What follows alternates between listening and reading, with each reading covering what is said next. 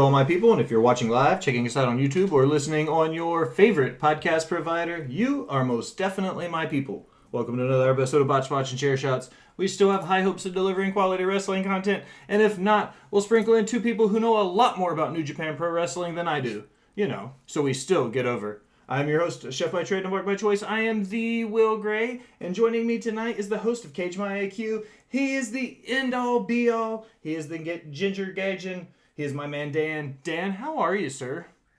I am good. I'm ready to talk some Wrestle Kingdom. It's not a lot of people that I get to talk about this with. I'm super hyped for it. When I decided this was going to be the last show of the year for 2022, I was like... I immediately thought of Marie, and then the moment I put it in one of the group threads, you immediately jumped on it. So I was like, that sounds like a hell of a panel for me. So I'm hyped to have you.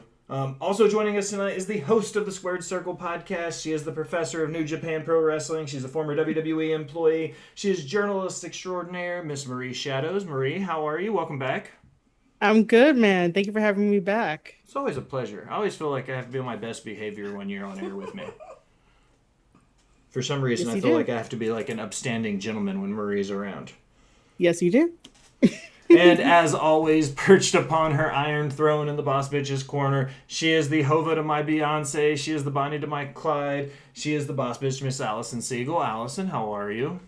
I'm good. I'm excited to learn a lot about New Japan from Marie and Dan because I know like 2 or 3 things. Dan, to put it in perspective, when Alison joined the podcast, she had no wrestling knowledge whatsoever. She had like a Hulk Hogan doll from when she was like a little kid. And then I was like, hey, I'm starting a podcast. I need some graphic design work done. And now, almost 2 years later, she's an on-screen personality with me. So her wrestling knowledge is like 2020 through present, and then like anything pre-1995. Like, she's seen so much retro wrestling. Or a crazy thing, 2.5 years ago, I knew nothing about New Japan. Nothing. A buddy of mine in one of our group chats, Gary, was like, hey, one day, you should come on and talk New Japan with me. I'm like, I don't know anything about it. But I was like, sure, I'll do it. And coincidentally, the first Wrestle Kingdom I watched was the one where it was the last New Japan event for the Elite, where they all lost. Yeah, one. Yep.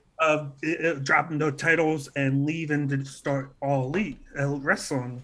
And then from then on, I'm like, I got to do my homework. So I went back, watched a bunch of events, and then that's also when I started to watch it weekly. And now I know a lot about it, but it took a lot of time to do my research and to learn everything about like the stables and the way of wrestling they do. It's completely different, and just the way that they draw things on TV. I will say this though, that Alison has done wonderfully, just learning wrestling and just watching stuff and like asking questions and just being straightforward and stuff. So I'm proud of that for her. Thanks, Marie. And let's be completely honest, it's a lot harder than people realize to keep me in line most of the time. I'm a full-time job into itself. All right, guys, Marie, you've been here before. Alison, it's your show. Dan, I always start with the first question. I always ask it the same way. What has you pissed off for greatness in the world of professional wrestling? I'll let the guests go first. Marie, do you have one? Dan, do you have one? I have one. And I was mentioning it. We started to talk about it a little bit. Something that just irritates me is the Intercontinental title right now, the way that it's booked. I thought it was leaning in the right direction a couple months ago. We had the package of the history of it. We also had the history of the U.S. title. They were coincidentally doing them both when Roman was like, okay, I'm going to be part-time, not going to be on as much. So it's like, okay, focus on these titles now. And then he comes in, special attraction, and you can push these champions. You had Bobby Lashley on Raw, and now it's Seth Rollins, which is still great. And then on SmackDown, you put it on Gunther, a guy I am a big fan of. I love his work. He lost all that weight to get to this point. He Intercontinental title, like, it fits him. That's him in a nutshell, being over in Germany. And they start to use him a lot, but now it's like, what do we see him like once every 2 months now, where he might wrestle? It's like a let's do a tournament, and then the winner faces him, loses, and then he goes back to not being on TV or just doing like a small vignette. I want this title to be what it used to be, where it was like the stepping stone. Like, if you could go with this title and you can get over, then that means you're ready for that world title. Gunther is a guy that can get pushed to the world title scene, and I like how they're taking their time with him because he's going to be a big draw. I feel like, but I feel like it's like too much stop and start, and I think it's going to be detrimental to not just him but the title itself, because I don't think people take it seriously anymore. It's become more so, like you said, the TV title, where it's just for TV. They just had a big pay-per-view, and it wasn't even on the pay-per-view at all. And I feel like it's not going to be on the Rumble at all either. It's going to become a thing where, I hate to say it, even though Gunther's big, we could see a scenario where he fights on Mania as IC champion, and it's not even defended. That's how I feel like with this title, and I feel like they need to fix this because it's something that should have gotten to this point. I thought it was going to be fixed once Triple H took over, and it gave us like a little sprinkle of it and then stopped it. I don't know why, but they need to get back on track with the IC title, just like the US title is. I feel like they're good with the US title. It gets used a lot. There's being here, but the IC title, there's no direction. I completely agree. When you look at 2022 and then into 2021, WWE does 10 to 12 pay-per-views a year, and I don't have one memorable IC title defense on any of the pay-per-views. I know that it went like 13 months without even being defended on a pay-per-view. So I completely agree. I think the mishandling of the mid-card titles are a big thing. How do you have a candidate for match of the year with Sheamus and Gunther at Clash of the Castle, and then you don't cash in on that with more title defenses on the pay-per-view? I believe that was the first one since WrestleMania in Tampa Bay. That tells you how long it's been between pay-per-view defenses for that title. Marie, what has you pissed off for greatness this week? All right, so I was gonna be like specific with two things, but then we're gonna probably group it under the umbrella. But it's Dax from FTR and Sasha Banks. Just the news that comes out, and I want to group it under the IWC, the dirt sheets, just because of like I don't like how things are presented. And a lot of people just take it as truth rather than like questioning things. So like the thing with Dax coming out and saying, during the All Out Brawl, at some point, CM Punk was like, "Oh, I never wanted to win the title, but Tony wanted to put it on me." And I'm like, so you wait until after this investigation happens to say that.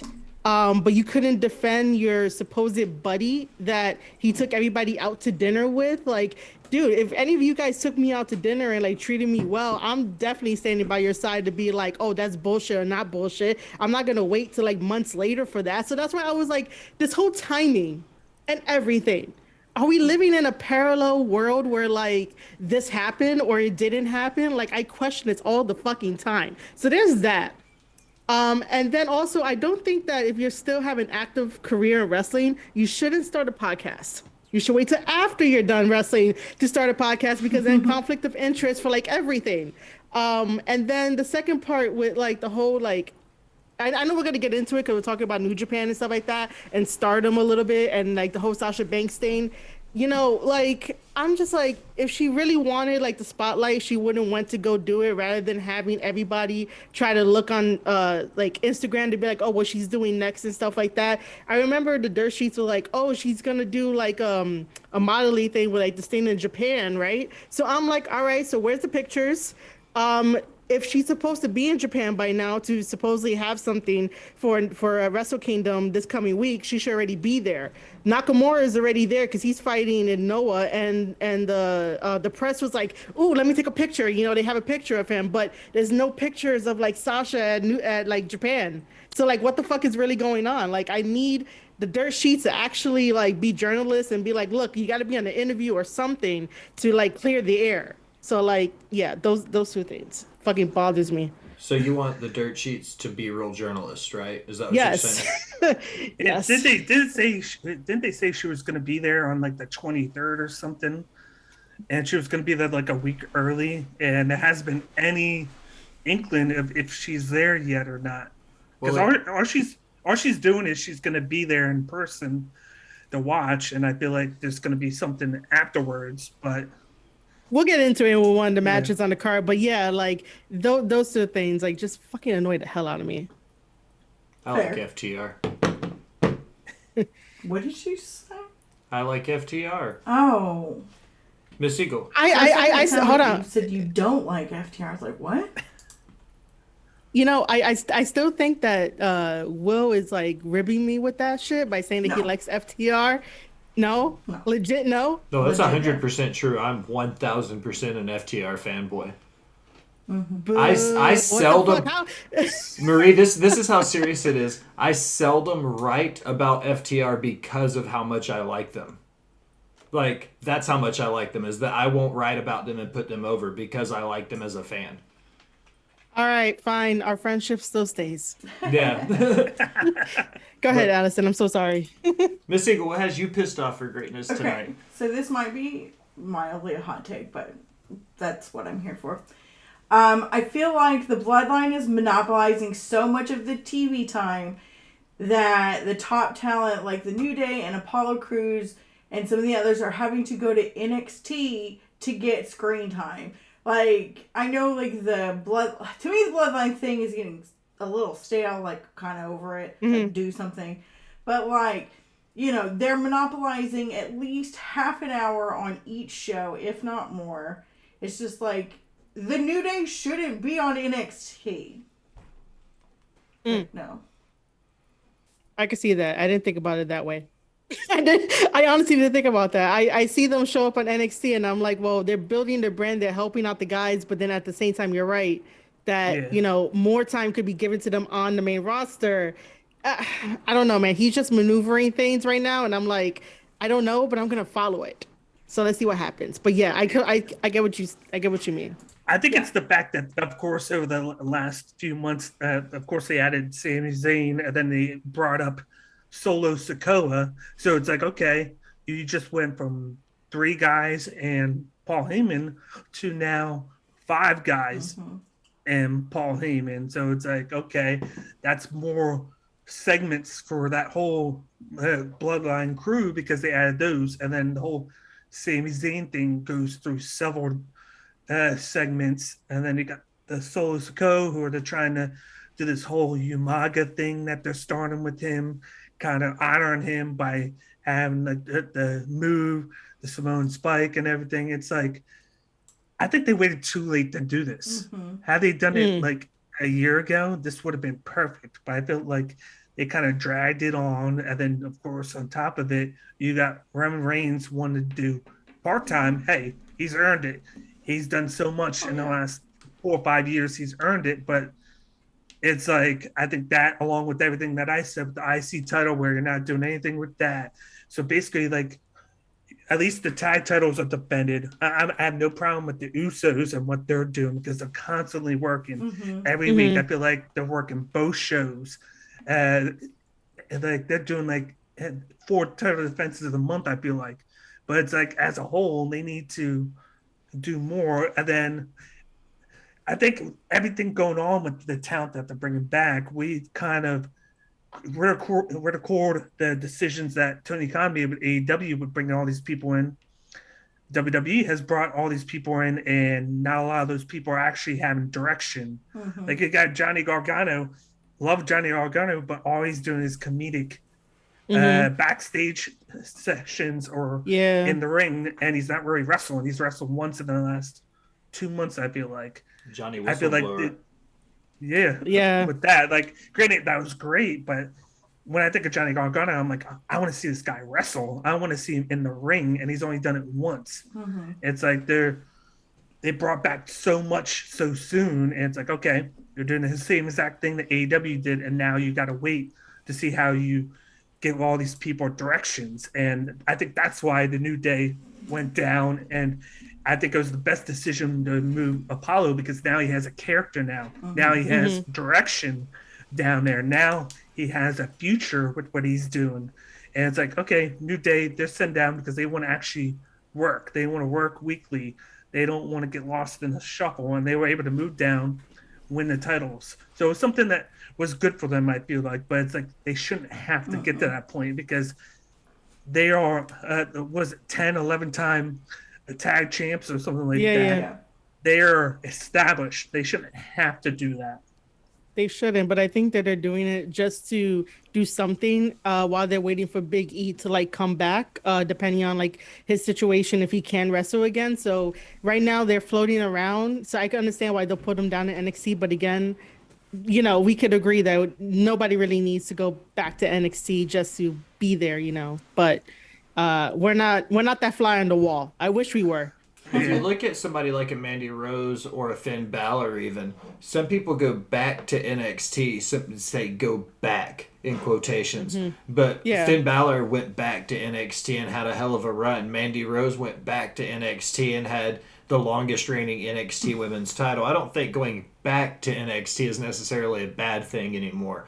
I like the fact that Kofi and Xavier Triple Crown tag champions now. I think that's cool. I appreciate even them. Dolph Ziggler won a title doing it. Yeah, I appreciate them going back and helping put over younger talent. The match they had last week with Briggs and Jensen was a banger. Like, you could tell that New Day probably called 95% of that match and put together a solid story, helped the young guys, you know, get their moves in and get over with the crowd, but New Day still won and retained.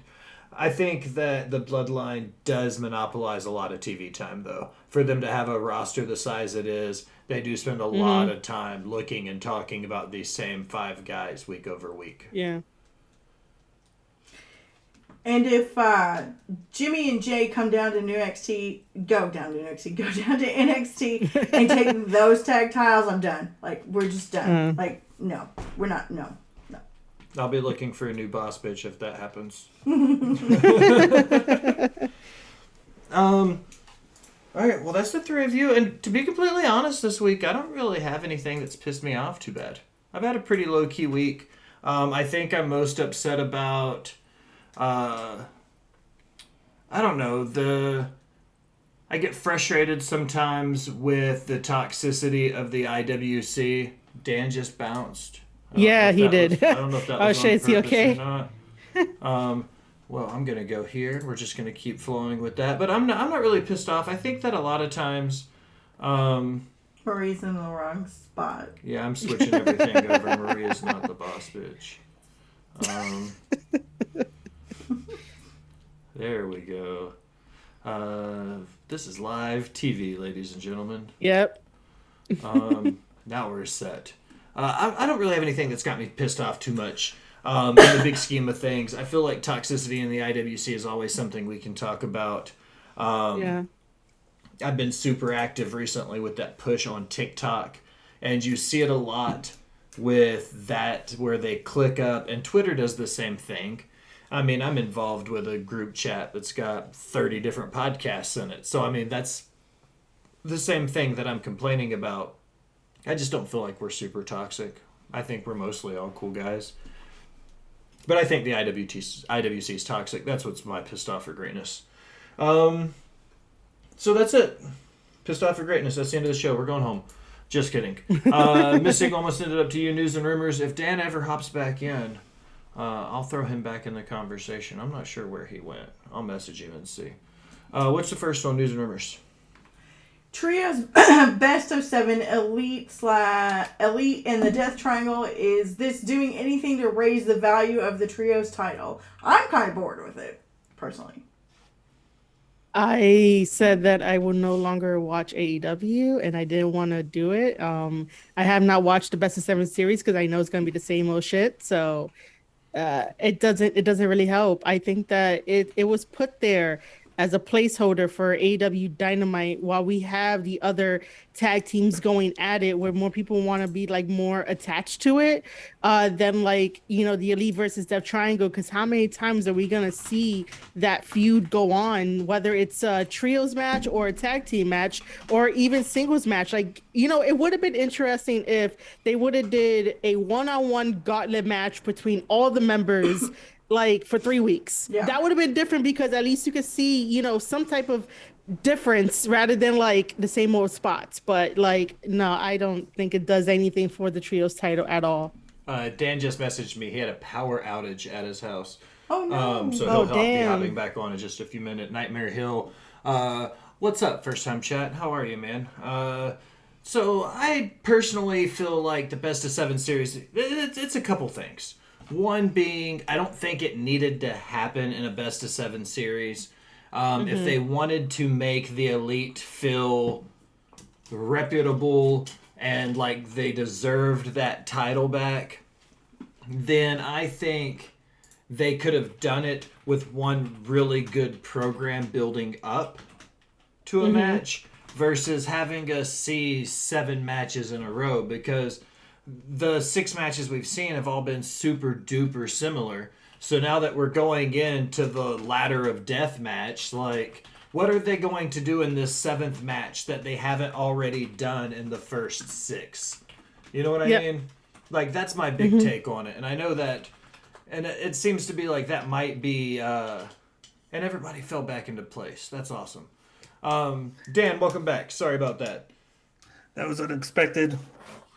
We jumped into news and rumors. The first one was, do we think the best of 7 is doing anything to raise the value of the trios title at all? Like, what are your opinions on the best of 7, and do you think it's doing anything to make the title mean anything? I think it is. Like, of course, it's easy to say it isn't because of who's doing it. It's the Elite.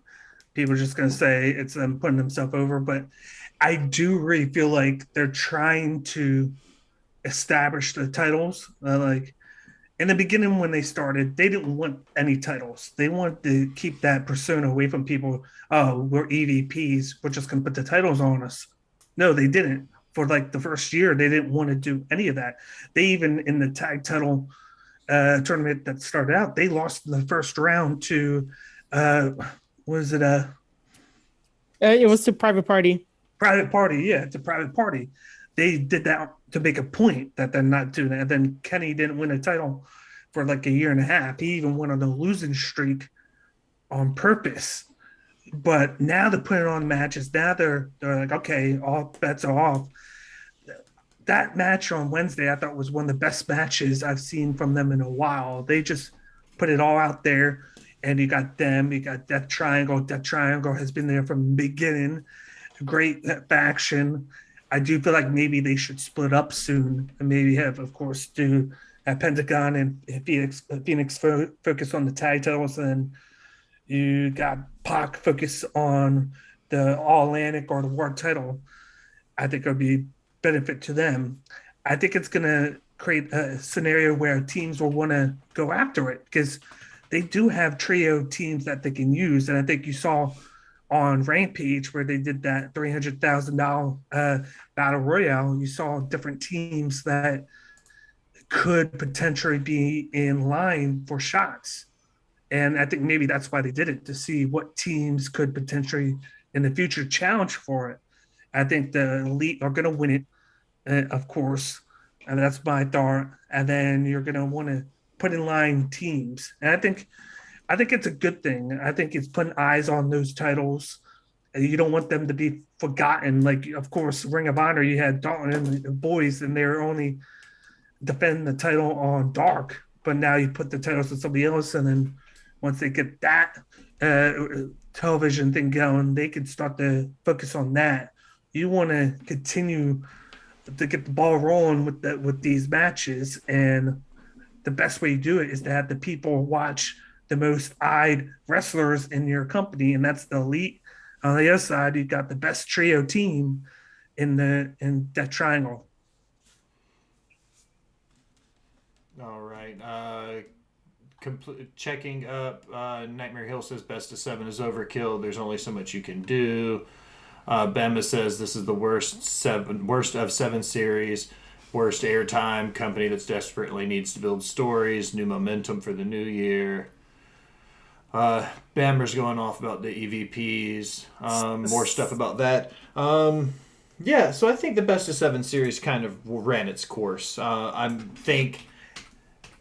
is this say anything that we're going into match 7 and now we're going, okay, we're a little tired of this? Or have you guys kind of been 7 matches was too long from the get-go? I would say it's kind of 7 matches a lot, but the matches have gotten better is the one thing. So that's one thing. But something we're overlooking is the fact that when we came into it, the Death Triangle were good guys, and then you had Pac kind of like on the borderline, and then the Elite were coming up. They're the bad guys. They're dealing with CM Punk. They ran him out. But now you got at match 7, it's kind of flipped. You got the Elite are the good guys, and Death Triangle are the bad guys. So if you're tired of the 7 match series, at least you're getting the switch there to where each trio can go into a different thing instead of just being stuck where they were before. And it creates a lot new matchups for them moving forward. You guys already know my answer. When I first saw the graphic, I was like, we don't need 7 matches. And I knew that it was gonna go straight to 7 matches. And I'm like, guys, come on. You want to know what it is? Is that, like, I guess I was really, how can I say it? I guess really in love with the idea of the Elite changing the world. I was in love with the idea that the Elite was going to make an alternative, and that I bought into everything. And I was like, that day one person, ride or die type of person for AEW. And I fucking loved it because I can, sit here, talk to you guys, and we could like really go into kayfabe and story and character and arcs and all that kind of stuff. But because of the way that they wrestle, and they still have that indie style wrestling every single week, it's exposing them. And I'm like, you guys need to either dial it back, do something different, show us something different, because you can't keep doing the same thing that you've been doing for years. Now, if they were still on the independents, that's fine, because you're wrestling like maybe once or twice a month, or maybe like every other month, not getting enough bookings. And people are not always gonna, catch up like a weekly show. Because it's a weekly show, I think that it's really exposing them. And I'm just really tired of like seeing the same things from them without like an actual improvement, even though there has been improvement, but like not to the extent of like where it should be, so this is why I'm so like, I'm just burnt out at this point. Bobby says, I'm all about the TNA 3559. So he literally said something dirty in the chat and timestamped it for me. That's hilarious. Thank you, Bobby, for doing your job on your night off. Miss Eagle, what's next on your list? Next is IC titles to be defended in an Elimination Chamber match in Montreal. Go ahead, Dan. Yeah, I was going to say, either one of you take it up. I was just going to say, yeah, that's it. After what I was saying about the IC title, that's perfect. I think that's a perfect thing. Like, you get it taken away from the world title. You don't need a number 1 contendership. Hell, just do the IC title. You put it on a pay-per-view and you put it in the Elimination Chamber. You couldn't get any better for that, for a belt that I want to be defended and be used more. So, I'm down for it. It's just, is it going to actually happen? Are they going to put the right people into it? Because there's definitely wrestlers in it that should be in it, but then there's a couple that I feel like they could replace it into somebody where they could possibly build a star, and even without them actually winning the match. We've all seen this before with Kofi, how Kofi came in there as an alternate for what was his Ali. For Ali, when he got hurt, and then that created a whole new match for WrestleMania, just because of the reaction that he had, what he did in there, because he put it all out there and he created a moment for himself.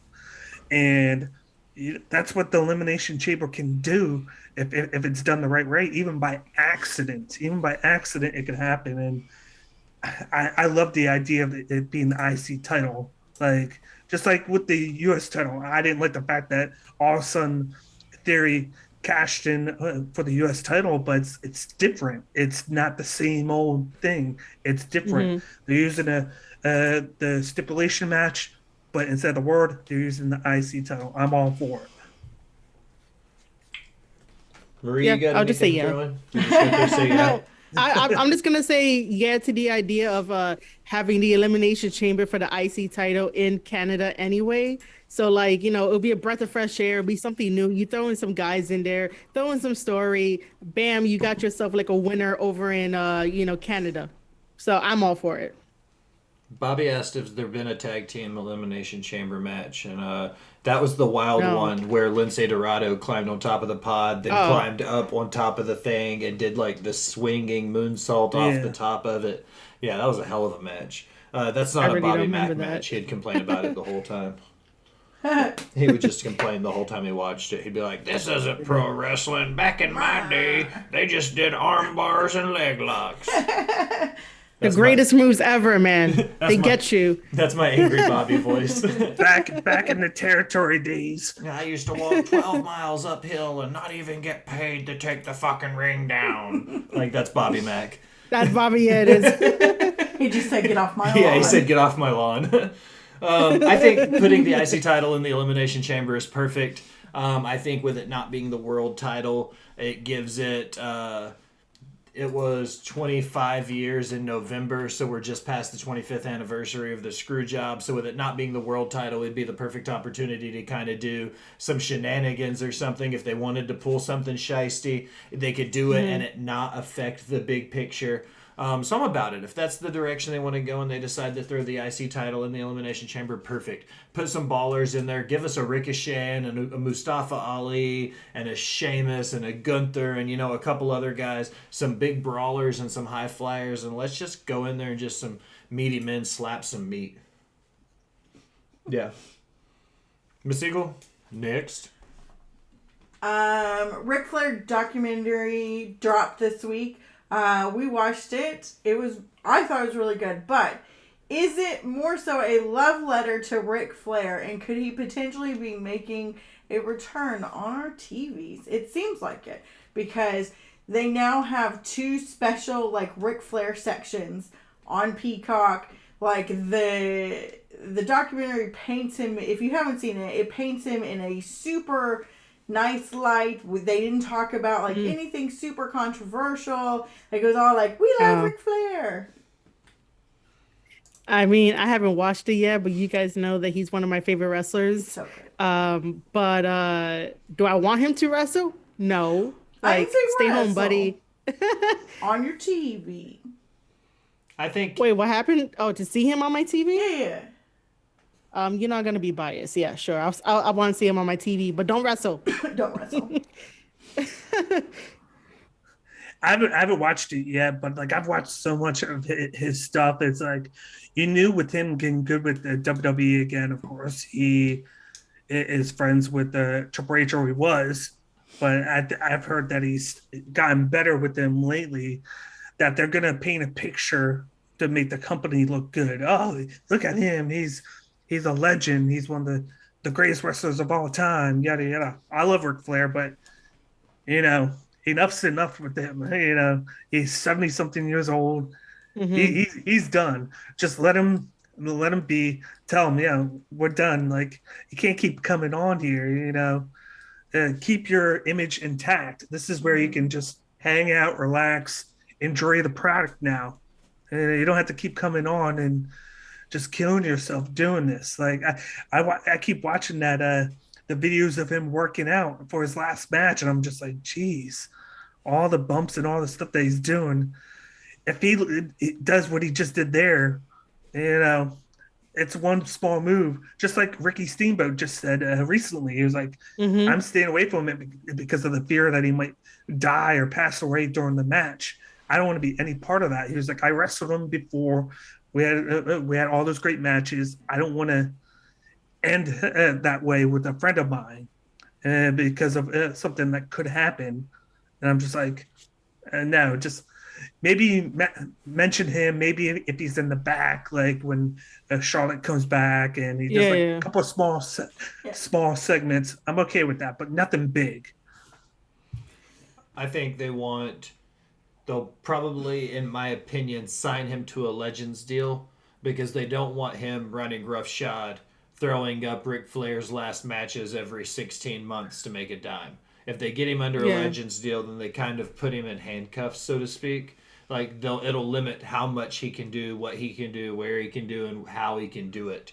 So I think that might be the safest thing for Ric Flair would be to be put on a Legends deal with WWE so they can monitor what he's doing and how he's doing it. Bobby brings up a good point, though. No matter how positive of an image, and I can't believe I just said those words, Bobby had a good idea. No matter how good of an image you paint, you know the negatives because of the plane rides and the dark sides and the stewardesses and everybody who came forward and said the negative things about Rick that they said neither here nor there. He did what? Did the thing. What? Yeah, it did the thing. Oh, there it goes, and immediately came back on. Well, it's about to. It's blinking on my end now. But we're still recording, and Zoom is still going. It says that we're live. There it goes, and it just kicked back on. Tried to FaceTime me. That's what did it. Awesome. Anyway, sorry, I'll cut that part out. But Bobby says, you almost die of alcohol poisoning. You go into the documentary and laugh about it, how you still drink and you're still being the life of the party. He needs to stop living the gimmick before it's going to kill the man. I completely agree with that sentiment. I feel like if he doesn't slow down and stop living the gimmick, it could very well kill him. And that's neither here nor there for him as a person or him as a wrestler or him and whoever he is. I think if he continues to live the life he's living through the 70s through the 2000s, it's going to be the end of him. You know, so that's that. Yeah, Miss Eagle, you're up. Well, I was going to say, the funny thing about, like, that article with Ricky coming out saying, like, oh, the real reason I didn't want to wrestle is because... Flair had a pacemaker. He mentions at the end of the interview that was the first time he had said it publicly. But it's not. So, Will and I went to an NWA taping in, was it October? September? September, October. Yeah. And he, word for word, told us that story. He told a lot of stories that day. But he was doing like a meet and greet thing. But yeah, like he specifically said that. So that is not, in fact, the first time he has said that publicly. Breaking news here on Botched Spots and Chair Shots. I like how you threw that in there, Alison. Well, we even talked about it on the episode after us going to that NWA show. Yeah, I mean, pretty much anytime Ric Flair gets brought up, we mentioned the last match and the fact that we almost watched, him die twice in one night. Because it was not an easy match to watch by the end of it. And I still don't understand why that motherfucker got color in that match. That didn't make any sense. He didn't need it. Color. There was no purpose in getting color. I don't get it. Look, it's Ric Flair.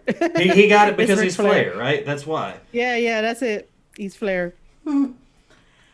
Next on my list, Ty Mello pulls out of a AAA mixed titles defense to be on Dynamite instead. Because of this, AAA stripped her and Sammy of the titles. And now this further hurts the relationship between AEW and AAA.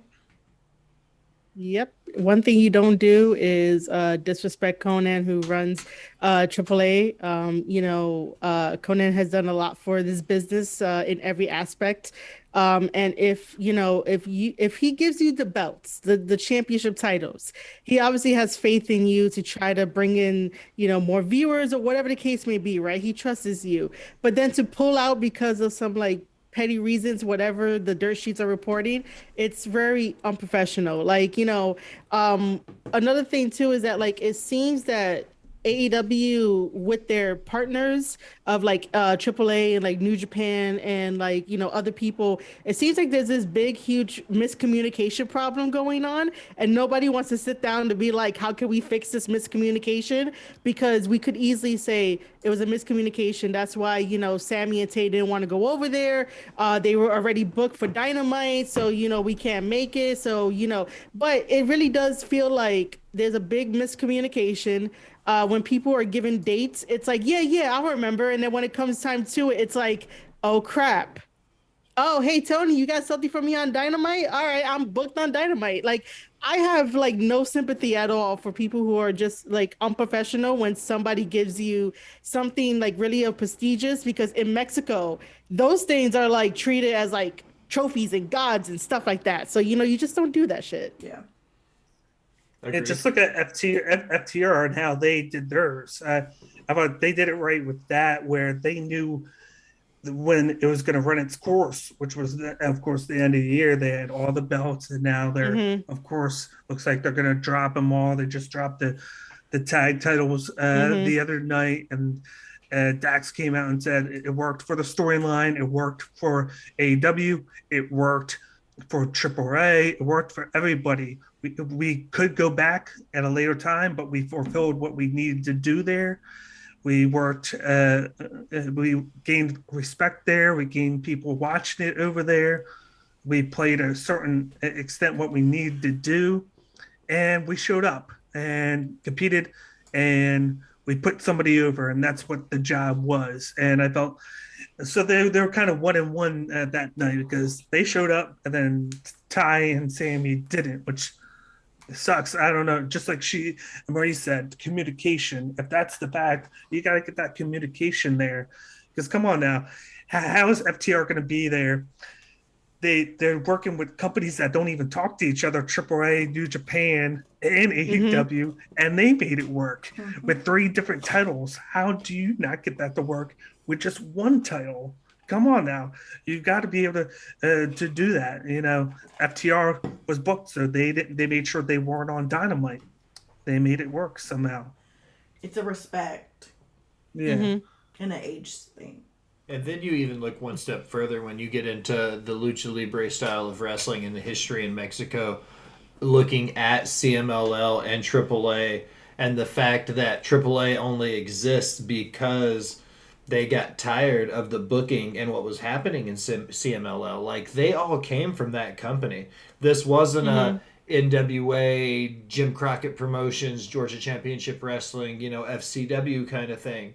This was MCLL being the number one promotion in Mexico. They were the WWE, and then the top talent and the heir apparent to the booking got tired of the way it was being ran, and they were like, F you guys, we're going to go start our own promotion. And they literally started AAA on like the backs of Conan and Rey Mysterio and Psychosis and La Parka. Like, they built this company out of nothing using these young luchadors that eventually went on to ECW, WCW, all of it. So I think the history in Mexico means more than what it does to a Ty Mello or a Sammy Guevara. Sammy used to be, he was the AAA light heavyweight champion right before All In. Then he dropped that belt before he went to AEW full time. So he understands the importance of the Mexican titles. But I feel like he's got a big head. It's almost like he thinks he's bigger than the sport now. And he's far from that at this point in his career. I literally just watched the Rey Mysterio documentary with A&E, and they go in depth with that, talking about how they started the AAA and how Conan was a big part of it, and that's what gave Rey that opportunity to get bigger. And it was just eye-opening to see how far ago that it started, because I don't remember AAA until like maybe 5-6 years ago. I don't like just thinking about it, but now you see it pop up more and more. Recently, in the last few years, it's become bigger and bigger TV wise. And it's just like, I agree with you. I think Sammy got over his head once he got on AEW, changed from the Panda to being in the Inner Circle, working with Chris Jericho, within the TNT title a few times. He's got a big head now. He's got that ego. And of course, they switched his character to add to him. So now he acts like it on TV. And I think it's kind of killed his image and killed his popularity, where he was bigger than life a year ago. He was bigger than life. He was one of my favorite. And now I really don't care for him anymore because of the switch. Yep. All right. Mystical, you got anything else for us? One quick one. Okay. This will be a quick one. So, all of the dirt sheets, small and large, are leaking spoiler alerts to how they think WrestleMania is going to go. Do you think that any of this, even in the slightest, is reputable? I say no. No. I don't, but with a couple of things, I do think that it could happen. I'm not saying it's going to. I think it could. Without saying that Roman Reigns could defend the titles on 2 nights or work both nights at least. I do see him because I do feel like when Cody comes back, I think there's a good chance that he wins the Rumble and then he faces Roman or whoever the champion is on one side, and then he wins it. I feel like that's one of the perfect times to do it with him. And then there's always that chance that he could still face The Rock on the other night. And it's like, you don't have to have the belt for that. So there's the rumor that they could be splitting the belts up where Roman just has one again, and then they put the other belt back somehow. And will it happen? Probably not, because they're thinking, oh, we're making so much money with Roman as the double champion. He brings in the money. He brings in the views. So will it happen? Probably not. Do I hope it happens? Yes, because I do think that you need 2 titles on different shows, and of course the networks want that because of course he's always on Fox, but then USA's like, what about us? We have a champion and he's never on there. He's on there twice every couple months, and that's it. Yeah. Bama says Triple H is investigating leaks and spreading smoke screens. He can find a certain leak based on who he told and then what dirt sheet reported it. I think that, Marie, you and I said something about this on Twitter one day, and you agreed with me that about journalistic integrity is that one of the basic things you learn in journalism school about your sources is the whole point of you having your source is so that you can give credible news that's worthy of being reported on. In this world of 2022, people walk around and it's, who's your source? Who's your source? Who's your source? If I dropped the name of everybody that I know in every single company, those people will stop talking to me. You can't drop a source every single time you do it. But also at the same time, you can't shoot yourself in the foot and report every nonsense Tom, Dick, and Harry story that comes across your desk, because if you post a bunch of bullshit, nobody believes what you have to say anyways. So it's this very fine line you have to balance between the two. My take on it, though, is we're 4 months away from WrestleMania. The only people that know for sure what's happening in April work for World Wrestling Entertainment, and they've all signed NDAs saying that they're not allowed to talk about it outside of WWE employees. So the people who are getting the leaks either A, are lying, or B, they're coming from secondhand information, because right now, knowing what I know about the way their company runs, if somebody's talking about WrestleMania at this point in the year, it will cost them their jobs. 100%. Yeah. And I will back that up a little bit more further too, that when I was working there in 2018, they weren't talking about WrestleMania when I decided to come in from having an early lunch. They were talking about Wrestle Kingdom at that point. They were talking about how we're gonna watch it because Triple H was like, "Yeah, I want you guys to watch it." He was talking to his most esteemed, the supervisors who were watching us and stuff like that, his right hand man and stuff like that. We weren't gonna be watching it and put it on the network, obviously, but they were talking about Wrestle Kingdom. They weren't talking about WrestleMania. So those plans for WrestleMania is gonna stick with the core group that Triple H trusts, and he's gonna keep it with all of that.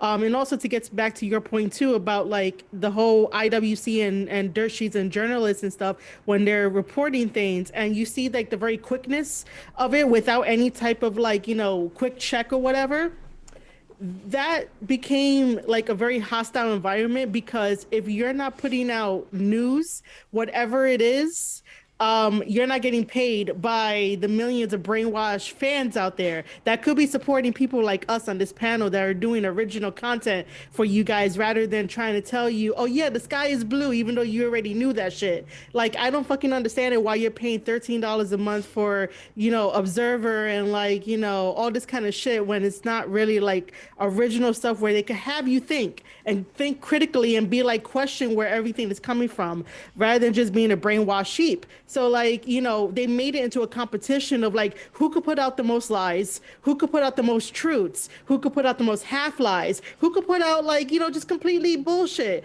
and still get paid for it. And it's like, it's a little unfair, guys. That's not me saying it as a complaint. That's me saying it as an observation. And it's like the landscape needs to change because all the news, all it does is negativity.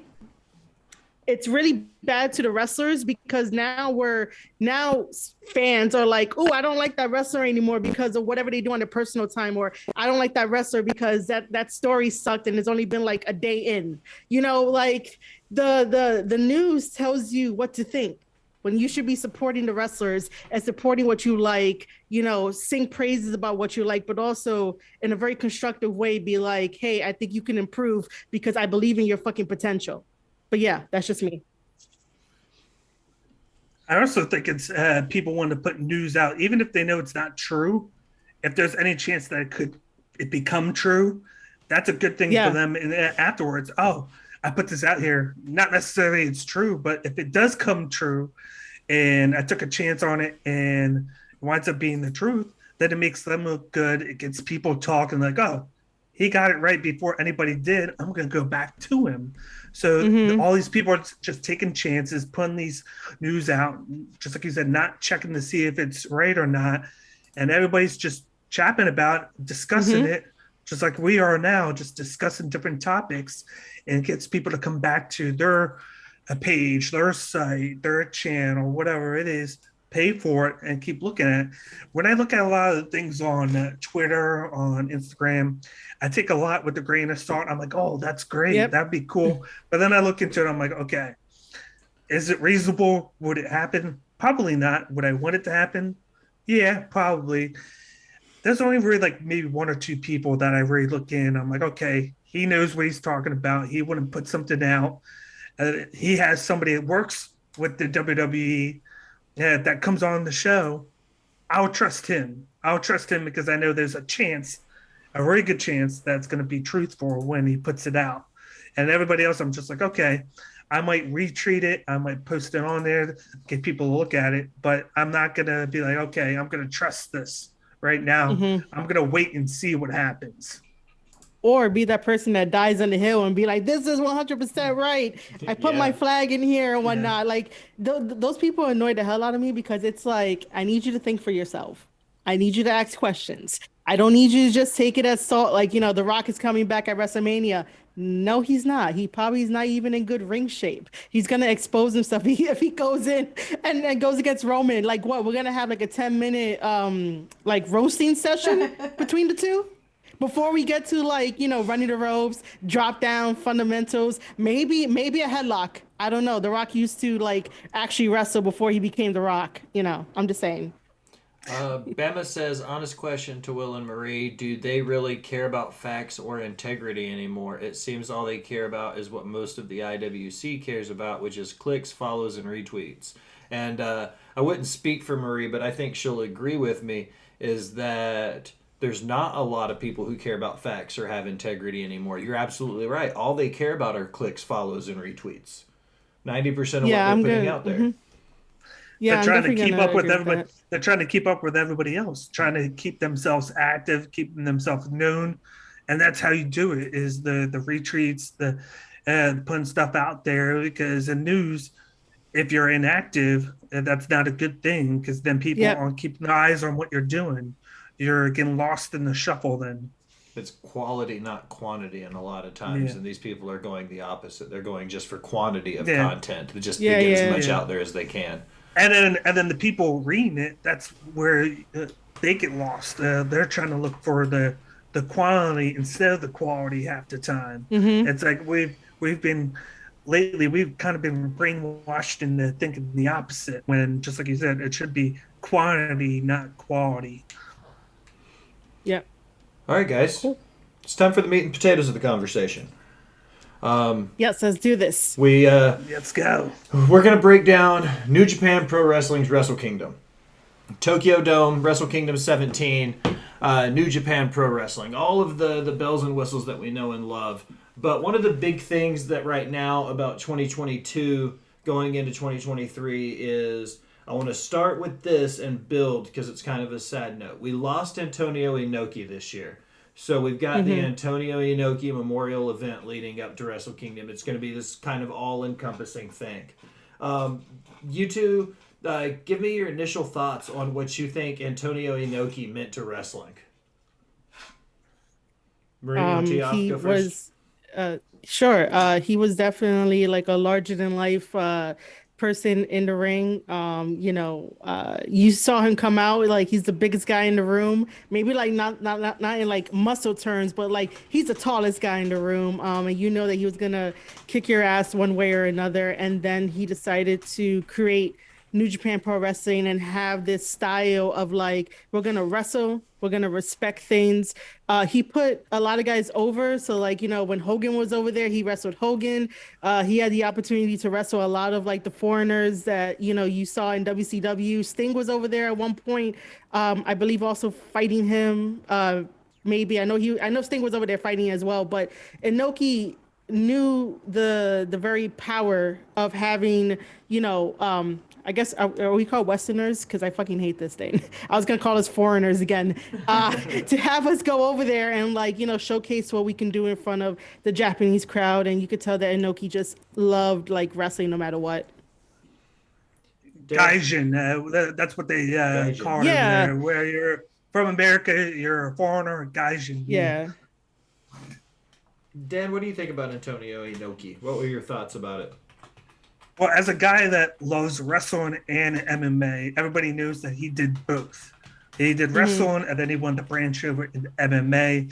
He kind of wanted to be that pioneer to kind of branch both together. He tried it, didn't necessarily work the way he wanted it to, but then it kind of created a thing afterwards where you saw a little bit of, oh, this guy's going to jump over here, this guy's going to jump over there. And you see a lot. A guy that actually did both was Brock Lesnar. Brock Lesnar actually wrestled in New Japan early on, and Aoki gave him a shot there when he was breaking ground before WWE, and where he shined there, where he looked great there. And then after the WWE career, he went over to MMA. He actually had a conversation with Aoki. He talked about this, I forget when, where that was one of the things that wanted him to branch over was that, and then his wrestling career at Minnesota. So then he branched over to the USC. It's been a thing that where we see it a lot now, where you see the MMA and wrestling cross branding and moving over. One guy goes from one to another, and now we see it a lot now. Ronda Rousey, Shayna Baszler, you got Marina Shafir, Matt Riddle, of course. You got Brock Lesnar, Shelton Benjamin, but he came over from Minnesota with them. You've seen it all the time now, where it's becoming a big staple, and it basically all started with Aoki. And I love the fact that they're doing this match to kind of just showcase who he was, and they're getting a lot of these big names to do so. And it's a great thing. He started it. This was his brainchild, and it's blossomed into something. For people like us over here, we care more about the storylines, where he's all about the strong style, the focus on the match. He wanted that to focus because that's what they're doing, wrestling. And that's why it probably doesn't get as big as the WWE, because they don't do the storytelling as big over there as they do here, but it's still vastly popular there. They get the crowds involved. They get them invested in person. He wants them to come there and get invested into it. Yeah. And he's definitely the guy to honor over there. Agreed. I can echo those sentiments. I won't to prolong that part of the conversation. Miss Siegel, do you know anything about Antonio Inoki? No? Nothing at all. My favorite. He created New Japan. One of my favorite things about him was his involvement with everything pro wrestling wise. He was involved with WCW and the Collision in Korea. Mm-hmm. He was involved with everything that happened in Japanese wrestling post 1970, roughly. Like the New Japan Dojo started because of him. The G1 Climax is because of him. All, anything that stamped or has IWGP is because of him. So I feel like his mark on the business goes beyond that. So getting into the Wrestle Kingdom event itself, we're going to kind of do the card a little bit different because everybody always starts at the bottom and ends with the main event. I want to start with the main event when we're high on energy and we've got the most going on with us. So we've got Okada and Jay White. Jay White is, I believe, the fifth. The fifth IWGP World Heavyweight Champion. When you look at the match, this is a program that kind of started last Wrestle Kingdom because Okada beat Will Ospreay in night 2. Then he lost the belt. It built again to the G1 Climax where he won it, and then he's been building back to Jay White now to go against the belt with kind of Ospreay nipping at his heels the whole time. So just kind of deep diving just straight into the main event. You've got the G1 Climax winner in Okada going against the 5th IWGP World Heavyweight title in Jay White. What do you guys think about the main event of the night? Dan, you want to tee off with this one first? This goes back even farther, too, if you think about it. When Jay White first started, he came in, made an immediate impact, turned on Chaos, went to Bullet Club, and then took Gato from Okada, and they had that memorable Wrestle Kingdom which was great. They've done it several times now. Of course, Jay White's 4-1 in singles matches against Okada. I'm not as hyped about this match as I was in the past because we've seen it. Just like I said, we've seen it 4 or 5 times already. And there really hasn't been a huge build for it this year for whatever reason. I thought the Dominion match, which is like their SummerSlam in New Japan, had a better build than this match. And that match went 33 minutes, was a great match. And we've had so many great matches in the past 6 months that you forget about it. That's where Jay White won the title. He won it off of Okada. And then Okada a month later wins the G1. They're on his shot back. And it's like, I look at this and I think Jay White needs to retain this. As much as I like Okada, Okada's the golden child of New Japan. He's the star, but Jay White, there's just something about Jay White that gravitates me to him. He came in right away after being in Ring of Honor on Excursion and has become the guy there. We've seen like the leaders of the Bullet Club. They always come in, they always make an impact, and then they leave and go to the WWE or somewhere else or AEW. He stayed there. He said that he wants to stay there. He likes his character. He likes where he's at. He makes a lot of money being there. And he is the champion. He is a Grand Slam champion. He's done that, and he's only 29. He's great on the mic. He's great in the ring. His Uranagi is one of the best in the business when he does it. And like he can pull his finisher out of nowhere, which is even better. At the end of the day, I got him winning this match. I love Okada. I still feel like it should have been Tama Tonga in this match over Okada. I've been pushing that for the last 6 months. In the G1, I was pushing for him to win it. I had him win that block. I had it. They did it. They did the storyline. They did it too soon now. I felt like they should have done it now. But they always go back to their guy, Okada. When they're in a jam, they go to him. They're like, okay, here you go. We know that you and White have chemistry. We're going to do it. And I'm like, you got to create more main event talent. They're starting to do it, but it's like you keep cutting the legs off of everybody. And this match is going to be great. It's going to be 30 minutes, but it's like I've seen it already. So I'm not as invested as I was in the past. Marie? Who you got? All right. Ospreay or Omega? Or not Ospreay and Omega. Sorry, Okada and Okada and White. Well, when we get to the Ospreay thing, I have a lot of things to say about that. So let's not go ahead of ourselves. But Daniel right now has like my damn heart because I've been saying the same shit for a while as well.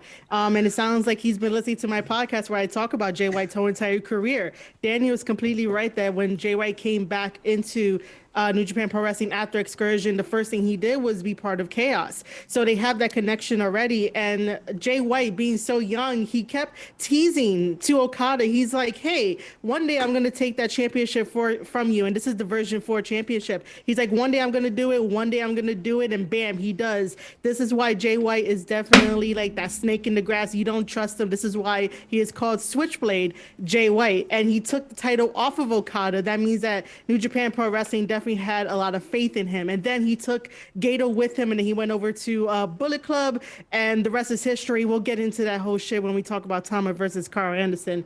But Jay White is our 5th IWGP champion. He needs to retain, because I don't understand why we have this going on. Like when Jay White speaks, he definitely did say that Okada is the coward, because when Okada won that G1 trophy, he said he's going to challenge everybody until somebody takes that trophy from him. And I'm like, oh, this is awesome, because this is something new. Like Okada likes doing these weird like challenges, but then like ends up stopping when he knows that someone is better than him out there. Case in point, Jonah getting a surprise victory over him in the G1 climax, and now Jonah's in fucking WWE. What's up with that, bro? Like, come on, like, man. So Okada was taking the G1 trophy around, but then he stopped, and then management was like, yeah, you're gonna fight Jay White again. And, you know, as much as I've seen all their matches, I really do respect Okada. I love Okada. I love Jay. I respect him too. I love this match. But do we really need it? I was really looking forward to Tama versus Jay as well. Eventually we'll get there. But for this match, it has to be Jay White going over. And then there's the elephant in the room where they always split these two guys apart. They teased it once. They teased it once during the G1 when it was a 3-on-3, just for them. They were both in it. You see, Ospreay grab the title and hold it while Jay White's there, and you see them look at each other, and it's like they haven't fought each other in over 6 years. When I believe Will Ospreay in Ring of Honor was the Supercard, and they haven't done anything since. And it's like, you never see them together in the ring, except for that moment. They've kept them far apart, and it's like, when are they going to pull the trigger on that at Wrestle Kingdom? Man, I can't wait for that. If it's not next year, there's no year to do it, because of how high both of them are in regards right now. He's at a high, or Ospreay's at a high. But I feel like New Japan's, I feel like, so scared to not have a non-Japanese wrestler in that main event slot that we might never get it because of that. At times, man. But you know what? Just keep on hoping. We're gonna get it. I'd rather have Jay White versus Ospreay like in 2 years, because I do need Tama to like have his time. I need like Tama, Ospreay, and Jay White, because all of them talk the most shit, and I need them all to like just fight each other. I'm down for that. I agree that I think Jay White needs to retain here. Earlier in the summer, I wrote a piece about New Japan's over-reliance on Okada. And it seemed almost like some of their booking had become predictable, in a sense that the years he wins the G1, he goes to Wrestle Kingdom, he faces the uphill fight of a heel champion to win the title. He'll be champion for a little while, then he'll lose it, then the cycle starts all over. And I think this is the perfect chance for them to break that cycle and to allow Okada to not be that person. Let Jay White carry the mantle for a while. Let Tama come into the picture. Okada is bigger than the championship at this point in New Japan. He doesn't have to be the world champion for him to be a main figure in the company. They had a guy too, and then everything happened personally for Kota Ibushi, and he's been off since, and it looks like he's not coming back, and he's starting his own promotion. Yeah, and that's what killed them partially. But they just like you said, they go back to their grain Yeah. every single time. Next on the list is probably the match I'm looking forward to the most. I've only recently become a fan of both of these guys, and I'm lucky enough that when 2022 started, I didn't want anything to do with either of them. And now, as a wrestling fan, I am so hyped for Will Ospreay and Kenny Omega. The IWGP US Heavyweight Champion. Will Ospreay is the 16th champion. We saw everything he went through with Juice Robinson, going through the G1, Juice still in the belt, getting the belt back and forth between these two. And now we're kind of getting that New Japan dream match scenario of having him go up against the best bout machine, the cleaner, Kenny Omega, making his return to the Tokyo Dome. This is one of those matches that looks like a solid 7 stars out of 7 from Uncle Dave just because of the names on the marquee. Maria, I'll let you tee off first with Ospreay and Omega. What you got and who you think? All right. So this is definitely a dream match. We could get that out of the way. Like I would never think that we'll have like a Will Ospreay versus Kenny Omega, only because I don't think anyone knew how deep this like actually went between the two and how like upset Ospreay is at Kenny Omega for like throwing him under the bus. And Ospreay has a really high like pride level and doesn't really like that kind of stuff. So to hear all that unfold, it's sort of like, oh damn, this is a dream match in the making. It just clicked in my head and I really want to watch it. And you guys know me, I am a Kenny Omega fan as well, but like, over time I'm just like, bro, you're being like overexposed. Like, I'm not enjoying Kenny Omega like how I used to enjoy Kenny Omega. Will Ospreay has definitely impressed me for like the year and like for the past like 2 years ever since creating the United Empire. So I'm fully on board with like the United Empire train and Will Ospreay train. The thing here is that Ospreay has been silent ever since AEW fans declared victory over like Kenny Omega like getting the last word when all these guys were on AEW programming, and I'm like, if you guys would have let Ospreay go off on him, Ospreay would have had the last word and it would have been a victory for him. But it's AEW. You don't cross the EVPs. You don't cross the boss. It's not your home turf. What I don't like is that Kenny is full of shit. And he's full of shit because, first of all, reading his interview, I'm like, bro, you're trying way too hard to try to sell me on the dream match alone. Your names are like larger than life names that like you don't have to oversell it, to tell Will Ospreay that, oh, I had to speak to you in Japanese because, to remind you that I have the home turf. Bro, you're not Japanese. How are you gonna say that it's the home turf when you're not Japanese? If you were born in Japan, to like Japanese parents, sure, you could tell Will Ospreay that like, oh, I had to remind you who has home turf. But you learned Japanese through Kota Ibushi. And who brought you into New Japan Pro Wrestling? Kota Ibushi did. He brought you in from DDT. So it's like, you're trying way too hard to sell something that's already sold. And Ospreay has been very super, super silent on that. The other thing too is that I think in the recent interview that he did, he was just saying how like he made it seem like he's trying to recapture something that New Japan moved on without him. We don't need a Kenny Omega in New Japan Pro Wrestling. This match is for the IWGP United States Heavyweight Championship title. If Kenny wins that, what the fuck is gonna happen the next night? Like, what's really going to happen? Are we going to have Ospreay more on AEW when he said that he did not sign with AEW just yet?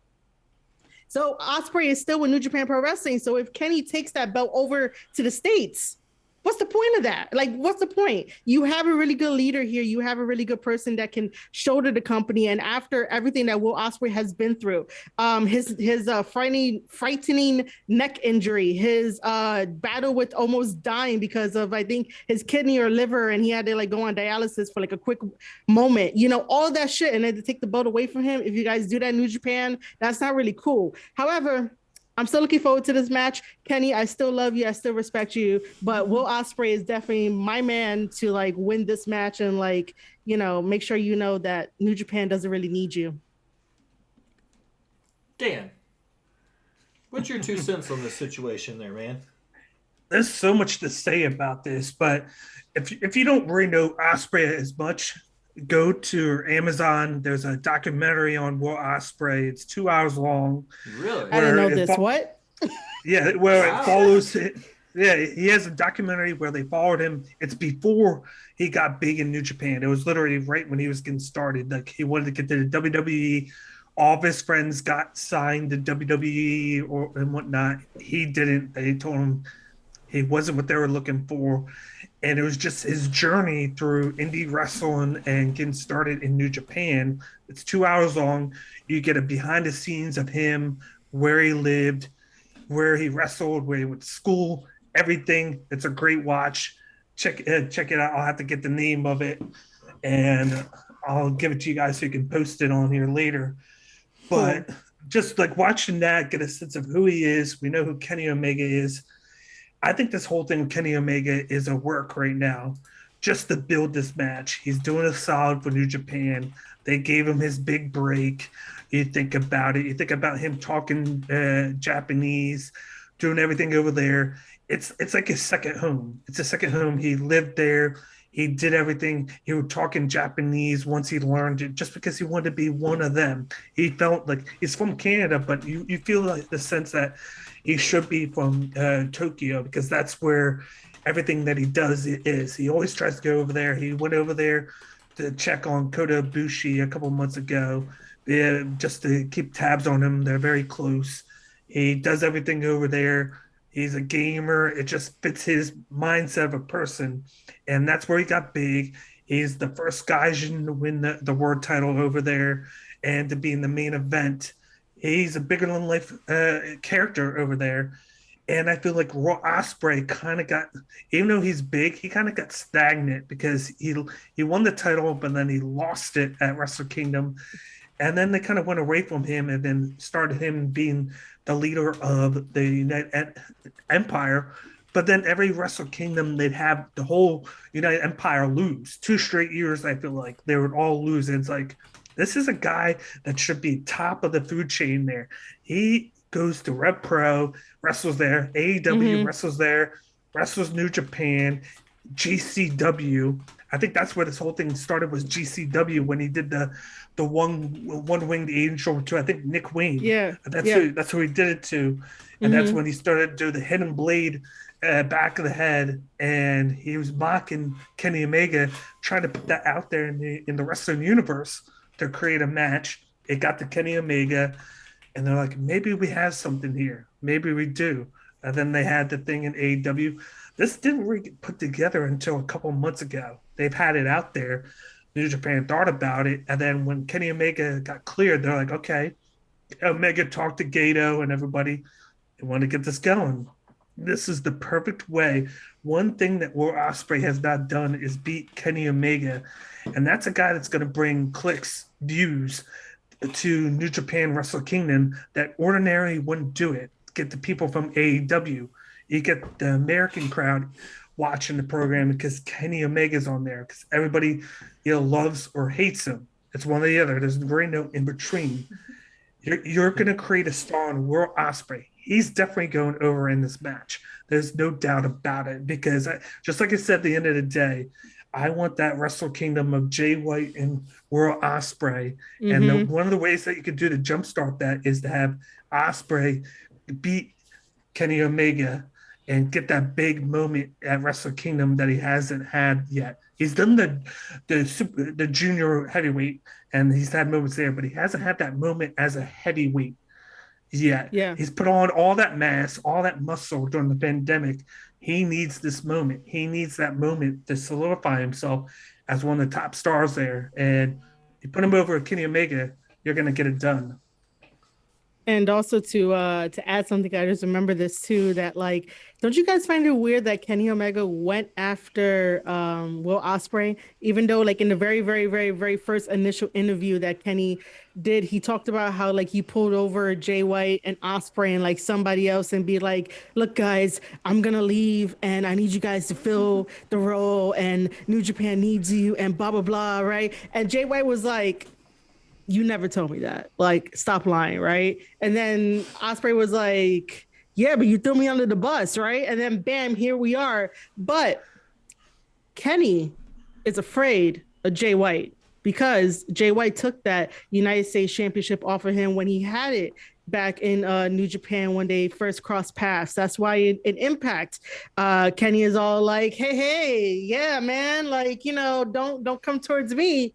Like, as much as I love this match, this dream match, Kenny got to face his ghost of his past at one point. I think that I'm going to say it on here because I said it on my show before, but this is a very controversial take. But I think this is Kenny's last ride because after all those injuries that he revealed and getting the surgeries and stuff like that, you can't continue to go on because one wrong move, you're fucking done with your career.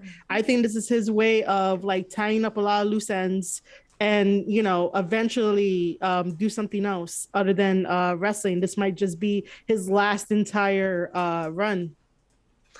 I think he can sustain it in AEW, but I think this is his last one in New Japan. He can't do that strong style anymore, what he did, because he was very physical in the way, at least in AEW, he can kind of he can kind of get around a lot of what he does with a lot of like charades and help, and you haven't seen him do a singles match yet in AEW, and I think that's for a reason. I think that's why he's doing the trios titles, because he won't be in the ring as much.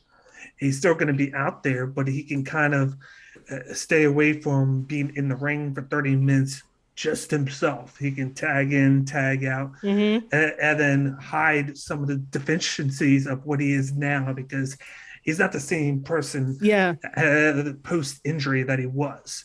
And I think he's not getting any younger, but he still has that it factor. He still has the moveset. He's still Kenny Omega. It's just, I don't think that he's the main event Kenny Omega anymore. Yeah. It's more so he's there as a face because everybody wants to see him. He's there to put people into the seats. He's more of a attraction now. Yes. For that reason, I think Ospreay will retain. I don't see there being any point for New Japan to put their title on an AEW spot right now. Nothing from that can't make sense. Ms. Siegel, I'm going to tag you into this conversation. You ready? Woo! What do you think about Kenny Omega? Okay. I do not like Kenny Omega. I will die on this hill. It has absolutely nothing to do with his in-ring abilities or anything like that. It literally just has to do with him as a human. Yeah. So that's how I feel about Kenny Omega. Well, that was anticlimactic. I mean, what do you want me to say? I don't really want to go into the whole situation of why I don't care for him, but I think he's kind of a slime ball. So there's that. And I think he's really overrated at this point. Like, I don't know, for him, it might have a lot to do with the Young Bucks for me, like him being tied to the Young Bucks, and like, I think they're super overrated. I can't get on the Kenny train, and I just can't do it. I cannot do it. I wish he was away from them, because him by himself is a lot better than him with the Elite, because I like some of his personality because of being a gamer. He did cross promotions with the New Day, with Xavier Woods, when it comes to gaming and whatnot. And he just seemed like a very likable guy, but when he's with the Young Bucks, it's like he flips a switch and he's a different person. It seems like. I am glad he stopped spraying the black stuff in his hair and having it drip down his face when he gets super sweaty. So that is a vast improvement since he's been back, is that he's not spray painting his hair black anymore. Next on the card, Taiji Ishimori, the 92nd IWGP Light Heavyweight Champion, is going to defend in a fatal 4-way match. Hiromu Takahashi, El Desperado, and Master Wato challenge. This is one of the matches where I don't know a lot about what's happening in the storyline. I know that historically speaking, when you look at the IWGP Light Heavyweight title, like, you know, you're going to get a lot of that lucha libre influence we were talking about from News and Rumors. I know El Desperado, like, he came from CMLL, I believe. He's one of the four in this match that I do know. I know Ishimori because he's held the belt, and I've watched him defend it a few times. But overall, I don't know a lot about the story. I just know stylistically, I'm really looking forward to it because I like this high-paced, fast, high-flying lucha libre style of wrestling. Just to kind of tag team off of what Alison was saying, I say this is the style of wrestling that the Young Bucks imitate when they do it on AEW television. So, Dan, I'm going to let you tee off on the light heavyweight title since Marie took the last one. Where are you at on the Fatal 4-Way? I'm loving this match, and it was kind of put together by accident because it was, originally they were like gearing towards Ishimori versus Kushida because Kushida came back, of course, in the summer. He was like, I had my eyes on Ishimori in the title. Coincidentally, his last match in New Japan was Wrestle Kingdom, where he lost to Ishimori, and then he went to NXT. So it was kind of like a full circle moment for him coming back and to New Japan, where he was a big star. But then he got ears, nose, and mouth disease, whatever it's called. He got that. So it was a weird thing. Yeah, he had to get taken out of the match. It was a non-title match where if he would have won it, he would have gotten a title shot. And they replaced him with Master Wato, and Master Wato is a new star going, and they wanted to push him against Ishimori, and he got the victory, but he's not that big of a star now. And that's why they're trying to add Hiromu and Desperado into the match to make it a bigger thing. And that's what created a fatal 4-way here. And I think Master Wato gets it done. I feel like Dan read my mind, or he saw my tweet about it, because I predicted that I want Master Wato to win this match. So basically what's happening here, Dan is right that this was thrown together by like an accident. So for the longest, it's been Taiji versus Hiromu and like El Desperado. Those three guys are like the top guys right now for the IWGP Junior Heavyweight Championship title. So like it's been thrown around between those three guys. All of them are fucking fantastic in the ring. I love watching their matches. El Desperado like really makes you like think in your matches, and you have to be 2 steps ahead of him before he's like 4 steps ahead of you and you're like tapping out. Hiromu, he is the most toughest guy in this business. He took like 295 chops from Murder Grandpa Suzuki when they were facing in the G1, and that was a beautiful match, even though it was just slapping each other back and forth. Taiji is a staple in Bullet Club and has been a staple for the heavyweight championship as well as the junior tag team championships with El Phantasmo. However, the story here is that I think this year they basically had this weird thing where like they were given envelopes, and like whoever drew the same like letter would be in a tag team match, right? So it was Taiji and Master Wato as a team and Hiromu and El Desperado as a team, and it was a fantastic match. If you ever get the chance to go watch it, go watch that match. Like it was really fun, really greatly done. However, it showed you the dynamic of like they really want this belt. Master Wato is very new on the scene. He's no longer a young lion. He finally graduated. He graduated for a while.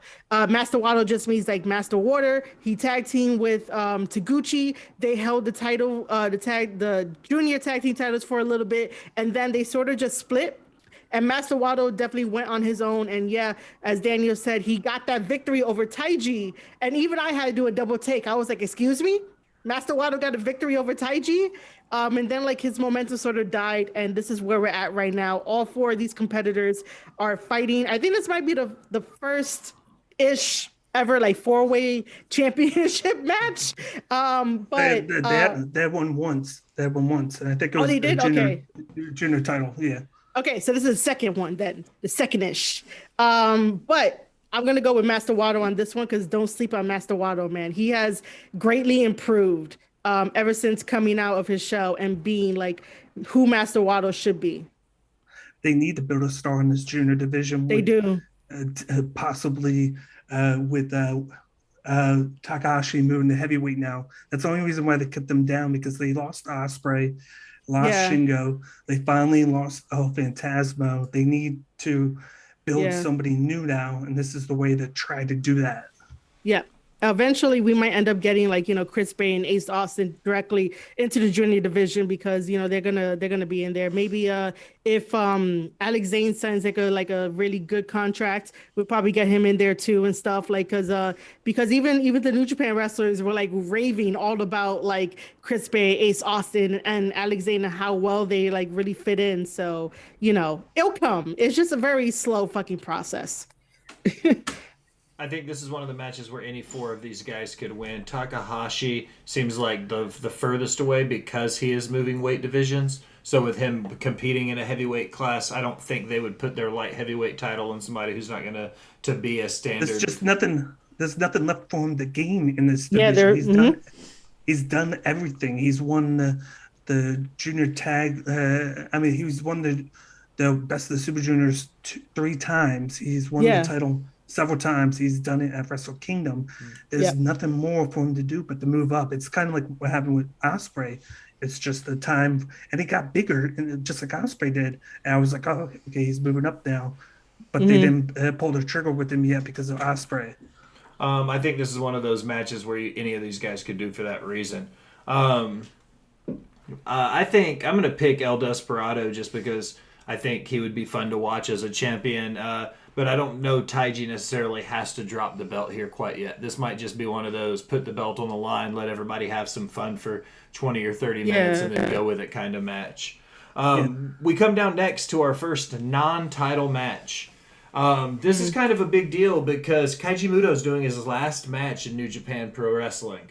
It's 6-man tag. You got Muto, Tanahashi, Umino, and they're going against Naito, Sanada, and Bushi. So it's kind of like Muto and then that pre-generation moving with some of the... It's like a blending of multiple eras of New Japan Pro Wrestling in this match. I'm going to start, Marie, with you kind of speaking on the importance of who Kaiji Muto is to New Japan Pro Wrestling, and then I'm going to rotate into Dan's question after you get done. He's sort of like, the father. He was there for like a little bit, did what he had to do, and then eventually I believe we got Noah from him because that's like his main staple. And my first introduction to like Japanese wrestling was Noah in All Japan before New Japan. But Keiji Muto has like so many mouths on him, so many matches, and people could definitely like learn from him. And I know that, Tanahashi being in the same ring with Muto is like one of the biggest honors. The same thing with Shota in there as well. Naito's just going to be that freaking brother you love to hate. He's going to put some shenanigans in this match.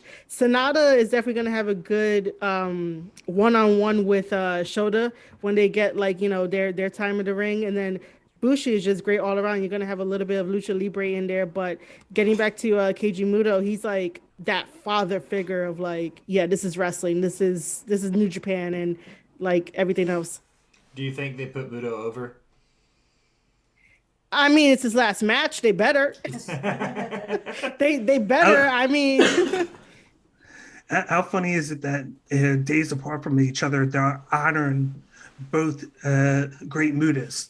Yeah, because he is the original great Muta, and then he went away from that. Then now the new great Muta took the mantle, and now that Muta is retiring. But it's like, I just like the hodgepodge teams. And if anybody doesn't know who Shota Umino is, he is Red Shoe's son. Yes. And he's also the young lion that was mentored by John Moxley in New Japan. And that's why he carries the leather jacket, is because of Moxley. And you would see the funny moments they would have during the G1 a couple of years ago. It was the best thing on TV at the time, watching Moxley teach Shota Umino and just rib him left and right in the post-match talk there. But I think they're going to win, and you might see something interesting happen. I feel like there's going to be dissension in Lawson Hobley's debone. Oh, and really? I feel like because we've seen the whole Sonata and Taichi thing, and now there's no more Suzuki-gun. They're no Yeah, more. there isn't. And we've seen these moments between Sonata and Taichi, who are both from All Pro. Right. They were both taught by the same wrestler. That's where they learned, the same person. They've had these moments of maybe we get that new tag team of Sonata and Taichi. And I feel like maybe there might be a moment where maybe Sonata leaves and leaves Lost and Hoblays, or maybe Taichi joins the group. I don't know. But I feel like there's been talks. They had a thing where Yoshihashi was like, man, I feel like Naito is hindering Sonata. He's overtaking the good stuff of Sonata, and he needs to go with Taichi. Him and Taichi work a lot better. And I'm like, I might be talking this into existence, but I think maybe this is the start of that happening with no more Suzuki-gun. Dan, your question is, looking at this lineup, you were talking about with Shota, and then Tanahashi and Muto, and then Los Ingobernables de Japan. My Spanish is good, but sometimes it's not great. When you look at this and you've got the blending of so many personalities in the ring, as a wrestling fan, though, who are you most excited to see cross paths when you get so many generations, so many personalities, so much experience? Which two people do you want to see cross paths in the ring out of these six? Because those are the two big guns here, and I'm a big fan of Naito, and to see him in the ring with Muto would be just great. But I'm also looking forward to see Umino and Naito as well. That's gonna be funny. Like, oh my god. So you both seem to think... sorry, go ahead. No. Go ahead. You're good. No, I was just going to say, so you both seem to think that they'll put Muto over in his final match then? Yeah, because, if not, then what's the point of him coming over, right? Like, what's the point of that? No, I seem to think that would be the same thing. I kind of like, too, putting him against a trio of heels, because it'll give that kind of... it'll give them a chance to build a good story with three good guys versus three bad guys, and it'll be... This could be that... I don't want to call it the comedy match, because all six of these men will take it very seriously, but there's a chance they could work in some funny spots to make the crowd giggle a little bit, It's all going to come from Naito. Trust me. It's all going to come from Naito. It's his little shenanigans. All right. The 37th never openweight champion, Carl Anderson, who currently is under a WWE contract and appearing in New Japan Pro Wrestling's Wrestle Kingdom at the good gracious, love and adoration of Triple H from WWE. He's just allowing his talent to go everywhere now. So you've got Carl Anderson defending the never openweight championship against Tama Tonga. These two names date back to the origins of the Bullet Club. It's hard to talk about New Japan Pro Wrestling without talking about the BC, and then that in return, it's almost impossible somehow not to bring these two guys up. After all the drama with Hikuleu and the original one and the rescheduling and the issue with you didn't book us through the right person, my initial question for you guys is your level of hype to finally see Tama tie up with Carl Anderson, and then the follow-up is going to be, do you think this is where New Japan takes the belt from him and breaks the ties with WWE? I don't know whose turn it is. I lost track. Either one of you can go. Okay, so, all right. So you guys already know that Tama is my pick for this thing, just because. But to play kayfabe... no idea, Marie. None. I know, right? I know. But to play kayfabe, as much as I do not like the way how events unfolded, I still want New Japan to have this partnership with WWE because it does bring in more eyes, it brings in more money, and at the end of the day, what does both companies want? Money. New Japan could get more subscriptions, WWE could get more I don't know, merch or whatever they want, more sponsors or whatever, right? So Carl Anderson is this gateway to getting more people from New Japan over to WWE for like attraction reasons.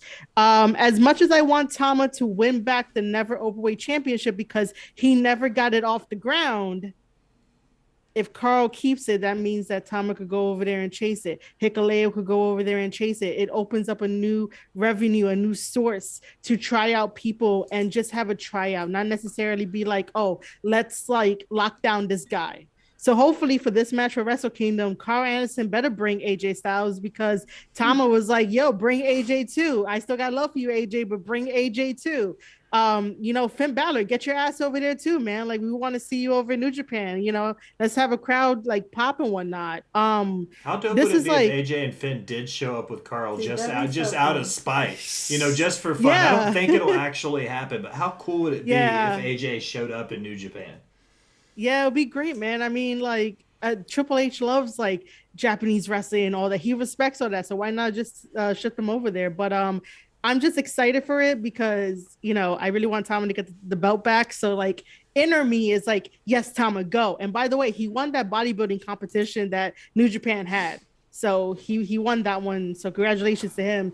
But inner me wants Tama to win, but then outer me, the business me, is like, fuck, Carl Anderson is gonna like keep it. By the way, Carl Anderson better not have a stupid ass disappointing match like he did with Hikuleo because that shit was disappointing. I need that Monday Night Raw Carl Anderson, not no bright lights Carl Anderson. I need Monday Night Raw Carl Anderson when he fights Tama. Like Tama needs like 110%, man. If you ever listen to this. I'm sure he will. I'll send it to him personally. Oh shit. Dan, I'll take it. I'll take the heat. I'll be We like, do Tama, know him. Tama, your girl Marie was talking mad shit, bro. He'll love it. He'll love it. Well, we do know somebody that is actually good friends with Carl. So it's not far. Is he a wrestler? Oh, okay. Yeah, if that's what you want to call what he does.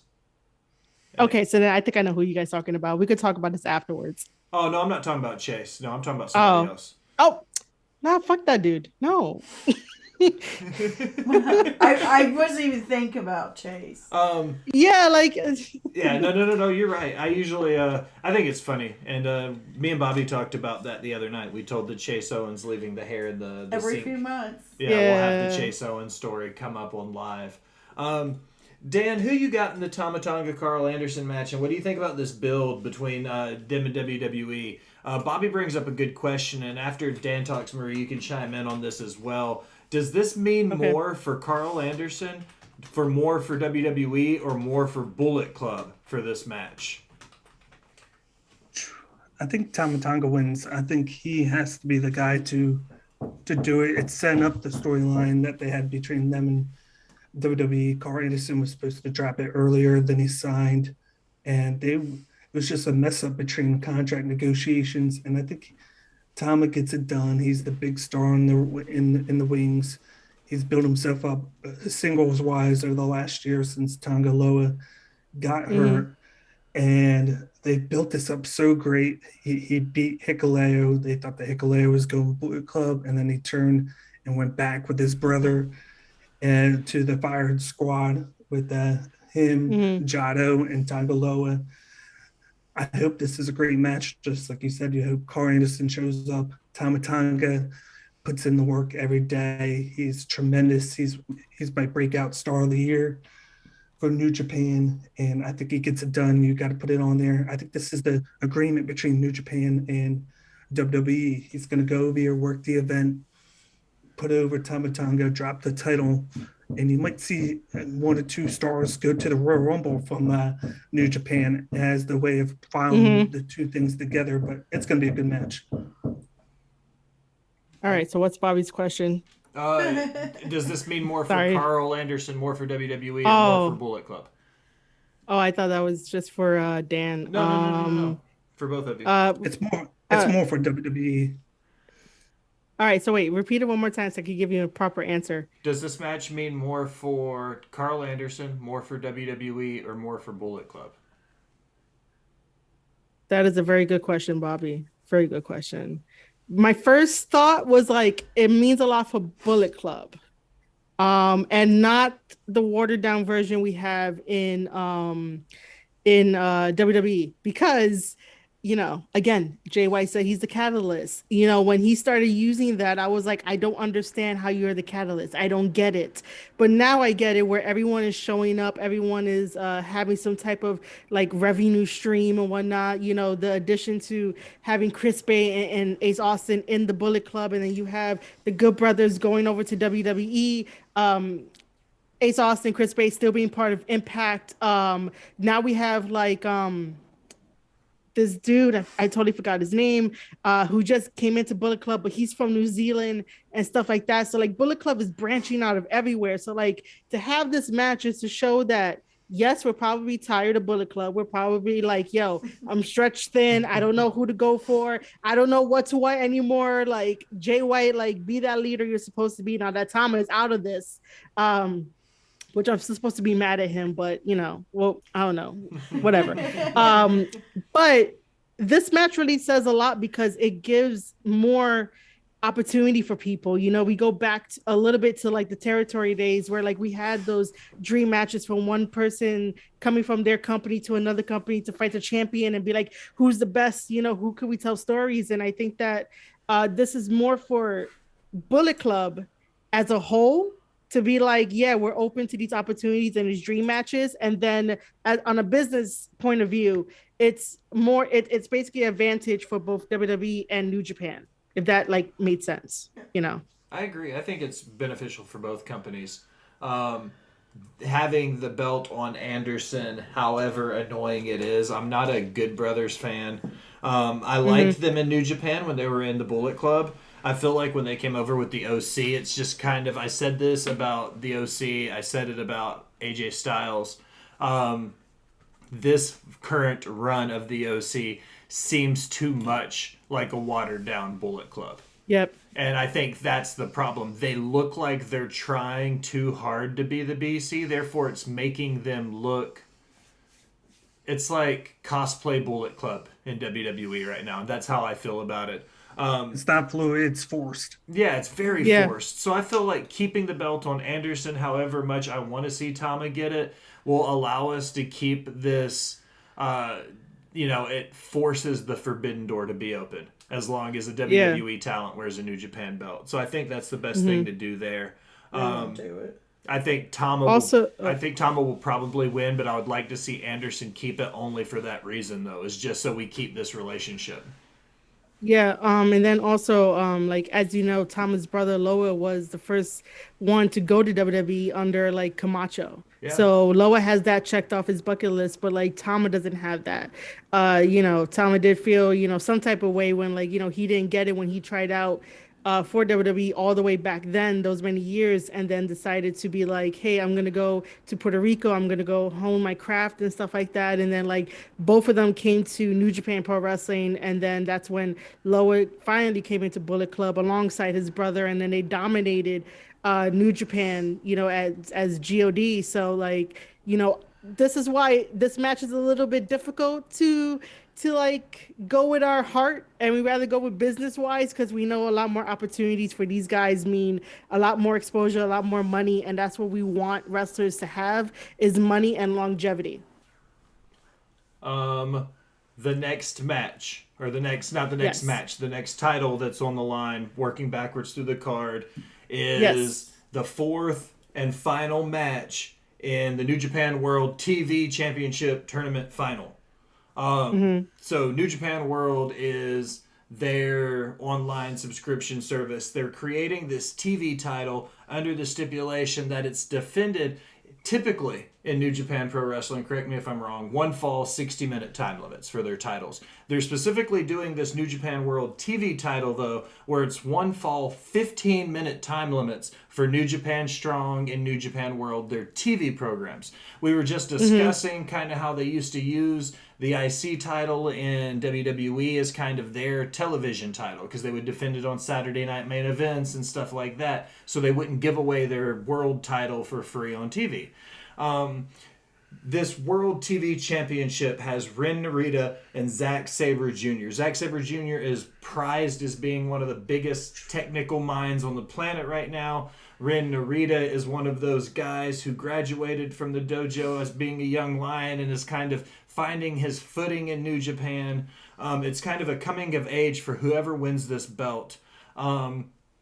Let's kind of rattle through this. What do you guys think about the founding of the World TV Championship and who you got being the inaugural champion? I like it.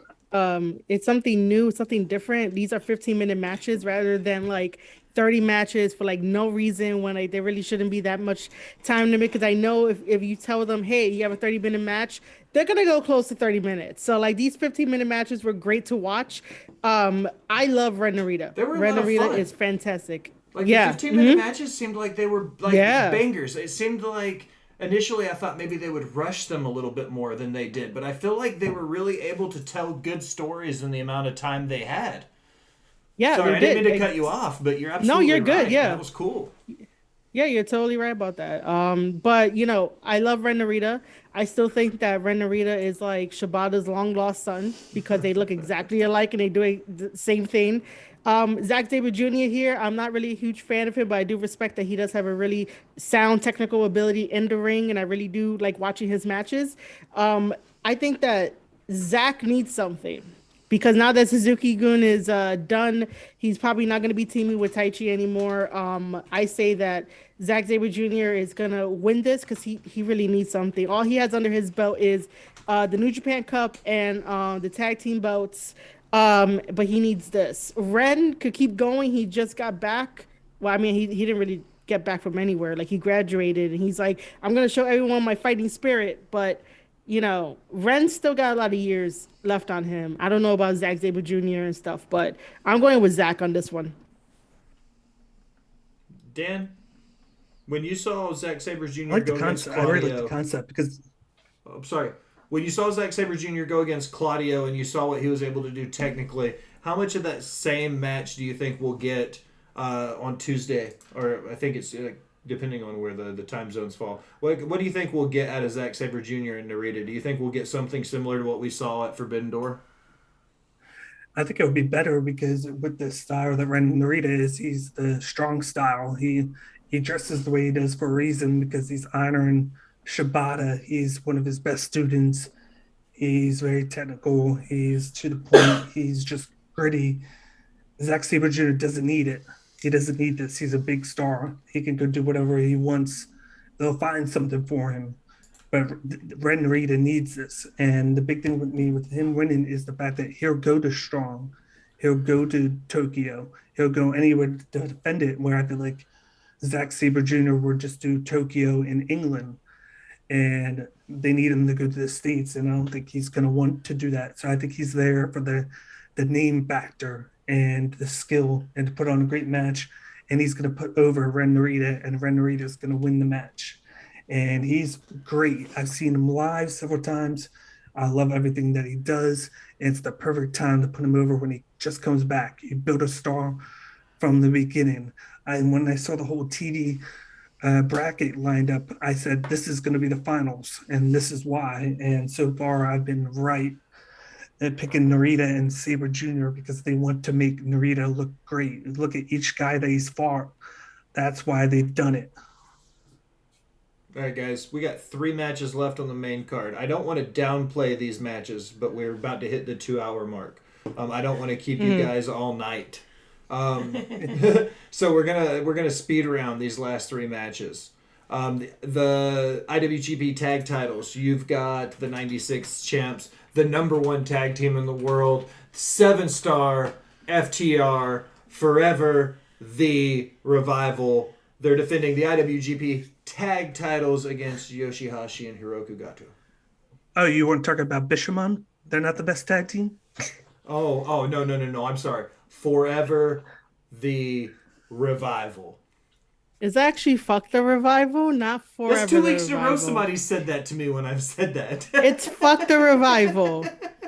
Which, by the way, FTR better fucking drop the belts. I think they're Bad. going to. It Shame almost makes on- sense for them. Plus, I shot my shot and I said FTR would debut at WrestleMania. in WWE.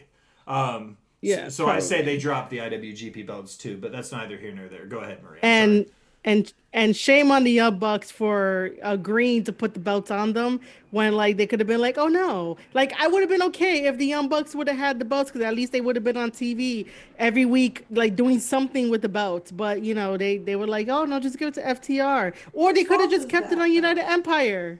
What happened? Whose fault is that they were on It TV? it's the Young Bucks. Yeah, 100% the you Young know. Bucks want to bury FTR.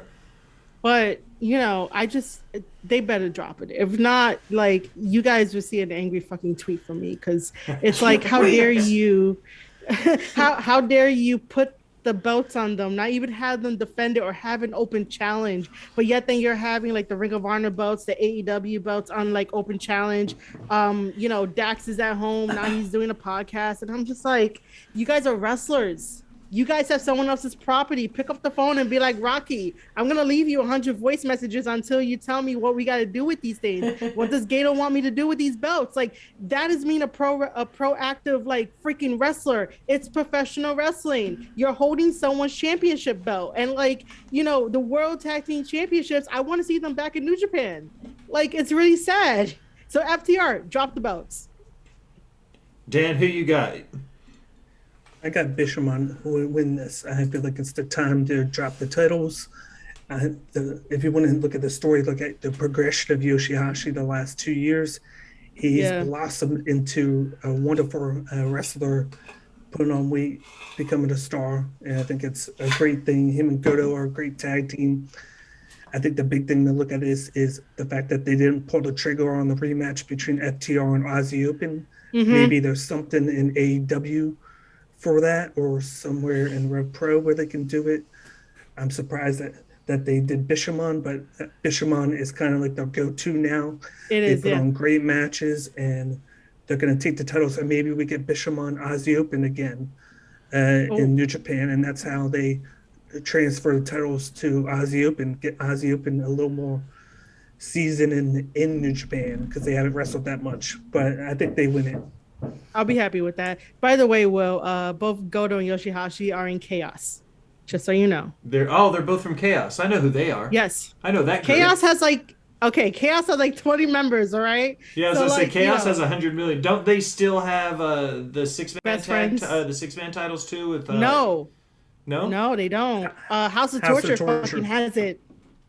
Oh, House of Torture, that's Evil's group, right? That's one of those subgroups inside a Bullet Club. Within Bullet Club, yeah. See, I know some stuff about New Japan. A group within a group? It's a group within a group. It's like a box Alison, inside of a box. man, like, I know Alison, don't worry. Just like the Elite or subgroup of Bullet Club. Yeah, exactly. Yes. I think they're going to drop them here. And let's not overlook the fact that Bishamon won the World Tag League too. Like, that's kind of cool. Yeah, they did. Like, that's a big accomplishment for those guys. So let's not overpass that. This is kind of a huge deal. Okay, the next match. It's the first IWGP Women's Champion, and it'll be the first time this title's been defended at Wrestle Kingdom. You've got Kairi versus Tam Nakano. One fall, 60-minute time limit. Let's talk about real quick the importance of what the IWGP Women's World Title is, and then who you got to win this in the first Wrestle Kingdom defense for the strap. Dan, I think you're up. I think this is your go first. It's very important that they're doing it because they're finally crossed it open because they're two separate. Stardom and New Japan are two separately owned entities within Japan. They're finally creating a belt to where they can use the women on a different platform and not just have to be shoved over to Stardom. And then they can use them in America now on Strong. They want to evolutionize the Strong program. The way to do it is by doing this, by using more women over in this United States to get people more tuned into the product. And you have Kairi Sane, who used to be in WWE. Now she's back here after working in Stardom.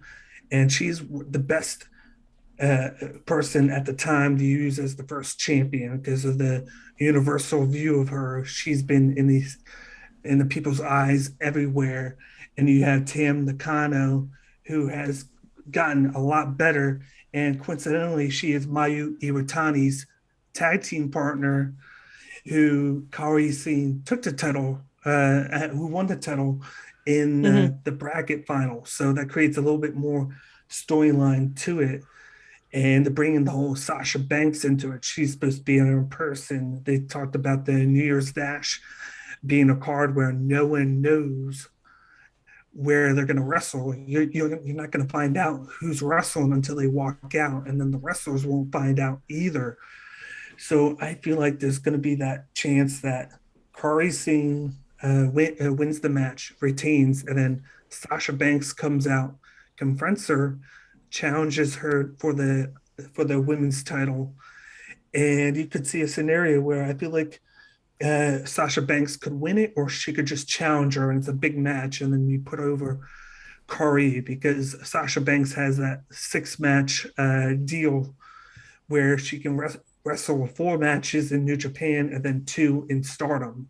So it creates a lot of eyes there if that is true. But I think it's going to be a very good match, and it's a good milestone for the company. So back in the day, New Japan Pro Wrestling tried to have a women's division in New Japan, but like it just wasn't catching. It just wasn't working. So they decided to like scrap it. So now that New Japan has new management with a new, head front, a new CEO, he's all about dream matches. He's all about working together. And this is why we have so many different dream matches, opportunities, and like partnerships. And the historic New Japan X Stardom show did fantastic. And I really want more of that, because the Stardom women are amazing wrestlers, man. Like they really go 0 to 100 and like do what they got to do, and they do amazing things in the ring. I didn't get the chance to watch the whole entire bracket of the tournament, but I was able to catch like some stuff here and there. Tam, super fantastic in the ring. Like she's really, you gotta watch her. For everyone out there that's not really up to date with Stardom, she's definitely going to be a threat to Kairi. Kairi's going to bring her all. I do see Kairi retaining only because she just won it. So I don't see Tam actually going to be like champion, but I do see like a chase happening anyway with Kairi. But we do have to like talk about the whole speculation if Sasha's going to show up. And in that second show for like New Year's Dash, I do like mystery cards, but I don't really think Sasha shows up. And if she does, all right, cool. But I'm gonna say it here that I don't think Sasha can hang with the Stardom wrestlers. I don't think she can hang with them, man. Like, she'll get exposed. But if she's wrestling Kairi knows how to work it, because both of them were in WWE. But if she was facing like a Tam or a or Nat, or like a Starlight Kid, or Julia, which Julia is now the new Stardom of Wonder champion over in Stardom. She took it off of PWI's number one. Yeah, she took it off of Siri. Like I said, I don't really think Sasha can hang with the Stardom wrestlers. And if you guys want to throw me some heat, you guys could throw me some heat. I'll plug in my stuff later so you guys could throw me heat for that. With Sasha being present, though, do you think she plays a role in the match? No. Because all right. Let's play this out. I'm gonna say no, only because what was it? I think either today or yesterday, Stardom had like their pay-per-view, where Julia became the champion. If Sasha Banks wanted to make a buzz, because we all know she loves her attention. If she wanted to make a buzz, she would have been there. She would have been at ringside. They would have had something for her to do. She would have looked on into the crowd, and then the camera would have panned over. It would have been so huge, everybody, like the internet would have broke. But where's Sasha Banks? She's not there. Yeah, it's all talk until we actually see her there, or see a picture of like the press actually getting to her. So like, I do not think she plays a role in this match, because if she really wanted to make an impact, she would have been there for the Stardom pay-per-view. Because, ladies and gentlemen, New Japan does not say, yes, you can wrestle here. You have to get that approval through Stardom, because Japan still treats it separate. It's not like America. Two companies owned by the same company. Like Stardom and New technically, Japan. She can't do anything right now until January 1st. Yeah, that's she could go... but she could go and spectate as a fan and buy a ticket. No one stops you from that. No, because even at Ric Flair's last match, like Charlotte was there, but she couldn't sit out in the crowd with her family. She could not be actually seen anywhere. Oh, well, it's a conflict of interest. Yeah. It would be using, because right now, technically, she's still Sasha Banks. She hasn't been released and become Mercedes Fernando again. I think Sasha's a cash grab no matter where she goes. And at this point, like I said earlier, she can get wrestling money. She can get Disney money. She can get everything she needs. One more match before I have you guys tell me what you think your match of the night is. It's the opening match of the night. It's the IWGP Junior Tag Team titles. You've got the Super Junior Tag League winners, Leo Rush and Yo. They wrestle under the eloquent name of Chaos, which I think is funny that they have the same name as another group inside of New Japan Pro Wrestling. Wait, there's two. What? No, Chaos is really huge, dude. I'm not exaggerating. Well, I'm like, there's like 20 members. So Leo Rush and Yo are part of Chaos. Yes. Yeah, you're making it seem like it's another group within a group. Wow. So it is that's how many members Chaos has. Look at this, So guys. it's- That's how little I know about New Japan. That's ridiculous that there's that many Okay, members. so look. All right, so before you continue, it is Yo, Leo Rush, Yoshihashi, Goto, Okada, the Stone Pitbull, Ishii. You got the best friends because they got included, including Orange Cassidy. Am I missing anybody? Who else am I missing? That's I close think to that's 10 about it, but it people feels right like there. That's a legit group. it feels it's a big ass thing. Okada's apparently the leader, but he doesn't do shit. So yeah, there's chaos. Well, I apologize for my ignorance. Chaos is chaos. Chaos is chaos, Yes. apparently. So I apologize for my ignorance there with my New Japan factions, not my forte. You're good. Once again, that's why I brought two people on that know way more than I do about New Japan Pro Wrestling. So you got those. They're going against Catch 2-2, which is Francisco, Akira, and TJP. Yes. What do you guys think about the junior heavyweight division as far as these tag titles go? And do you think Chaos has any chance of walking out with the straps? Dan, you can take this one. Catch 2-2's winning. I'll put it that way. They're trying to build the division. There's not that many junior tag wrestler tag teams in the division to begin with. And they're trying to build up Francesco Akira right now. He's the first Italian-born wrestler in New Japan. He's cool. made a big scene. He's kind of revitalized TJP with his career going back to New Japan. He was a young lion back in the day. He broke in to the business in New Japan, essentially. I love what United Empire is doing, having wrestlers from 7 different countries in the group, which has been great. And I think you got to put them on there because Yo and Leo Rush is more of just like a put together group just to create a tag team. They've had a great story. They won the Junior Tag League, but it's just to build up TJP and Akira and United Empire. Yeah. So when it comes to Leo Rush and Yo, the only reason why they're together is because Leo Rush came in to save Yo during the New Japan Pro Wrestling New York City Rumble that was not too long ago in October.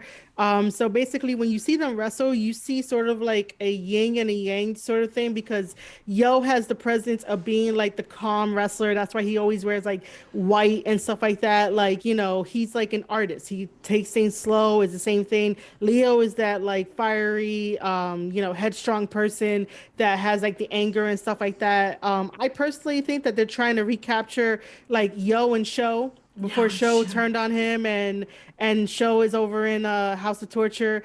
Rocky was with them. They were Roppongi 3K back in the day, but you know, we're stuck with Leo Rush and Yo, part of Chaos. I just don't like Leo Rush, so you know, it's just an attitude problem. That's all. But they are the winners of the Super Junior Tag League, which is kind of interesting. They take on TJP and Akira. If you ever get a chance to watch their matches are fantastic. They bring back tag team wrestling from back in the day where tag teams had tag team moves. So we don't really see that often. But I am going to go with fuck the Revival. If you have to copy Bret Hart segments. It's not really bringing back actual tag team wrestling. Just saying.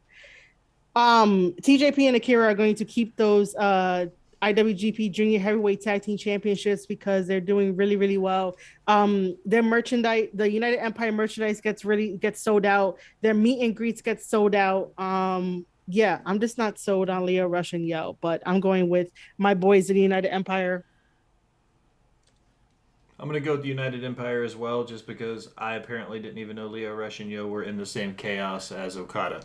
So I'm just going to go with the guys who hold the belts because it makes sense, right? One more question before we plug it and go at home. I'm going to start with you, Alison. What's your match of the night? Who do you think has the match of the night, Wrestle Kingdom? I know you're not going to be up watching it. You'll watch the replay when you get off work that night. There's not a chance you're getting up at 2 a.m. to watch pro wrestling. I'm gonna Ospreay, Omega, or Jay White and Okada. Those are the only two that you know people from. I'm gonna go with Ospreay Omega because I want Ospreay to beat the pants off of Omega. We're just gonna go. That's what we're going with. Miss Marie, what do you think the match of the night's gonna be? It's going to be Ospreay versus Omega, followed by Okada versus Jay White. Awesome. Solid picks. Dan, the man, who you got for match of the night? Narita and Zack Sabre Jr. Oh, that's a good pick, too. That's going to be a banger of a technical bout. I think fans of old school wrestling, like old school pro wrestling, are going to like the Zack Sabre Jr. match. I'm going to go with I'm going to go with Ospreay and Omega. I gave Ospreay and Okada my match of the year for 2022 from Wrestle Kingdom Night 2 because I talked about how earlier in the episode how that story built from that match all the way to the match that we're seeing at this Wrestle Kingdom and before it happened. So I think that's why I see the importance of it. But having a chance to see Ospreay and Omega after all this time, this is, like Marie said, one of those ultimate New Japan Pro Wrestling dream matches. So I'm going to go with Ospreay Omega for me. We did it. We went through the whole main card. I feel bad for leaving off the exhibition matches, guys, because the Inoki Memorial match and all of that, I think there's a lot of really good stuff we could have kept talking about. But I appreciate you guys coming on.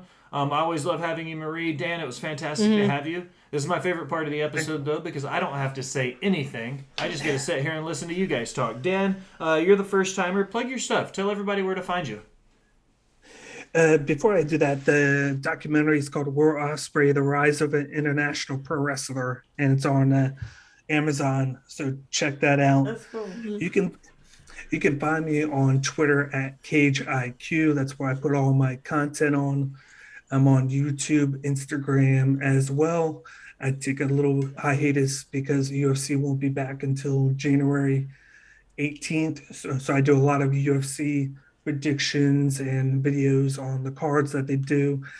And of course, that's what got me into doing videos. And then, of course, my love for pro wrestling, I wanted to break ground into that. So I've been doing pay-per-view predictions. I do a lot of New Japan stuff. And I do a lot of interviews with like MMA fighters, wrestlers.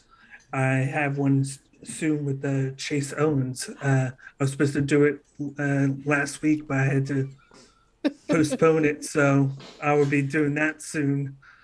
And then you can find all my videos on YouTube. We all giggled at the same time. My co-host Bobby, who typically does co-hosting duties with us, didn't come on tonight because he doesn't watch New Japan. He's a lot like Ritter in a sense that he's like, it's fan fiction to me, you know? Like, that's just not something he's ever gotten into. But it's always, man, it seems like Alison's right. Every couple months, it seems like somebody brings up Chase Owens. And him and Bobby go back to the old East Tennessee NWA Smoky Mountain days. So it's a funny connection where it seems like everybody in my wrestling circle somehow has spoken or had a connection with Chase Owens, except for me at this point. Yeah, I'm glad I can continue that. It is. That's an ongoing tradition. It's like 5 different degrees of me and Chase Owens, yet me and Chase have never actually met. But we know all the same people. yeah. Miss Shadows, you're up. Plug your stuff. Tell everybody what you got going on with Substack and all your new side projects, because you got more than I do. Yeah. All right. So again, I am Marie Shadows. This was very lovely and fantastic. This is something that I actually needed because I've been on a little like mental hiatus.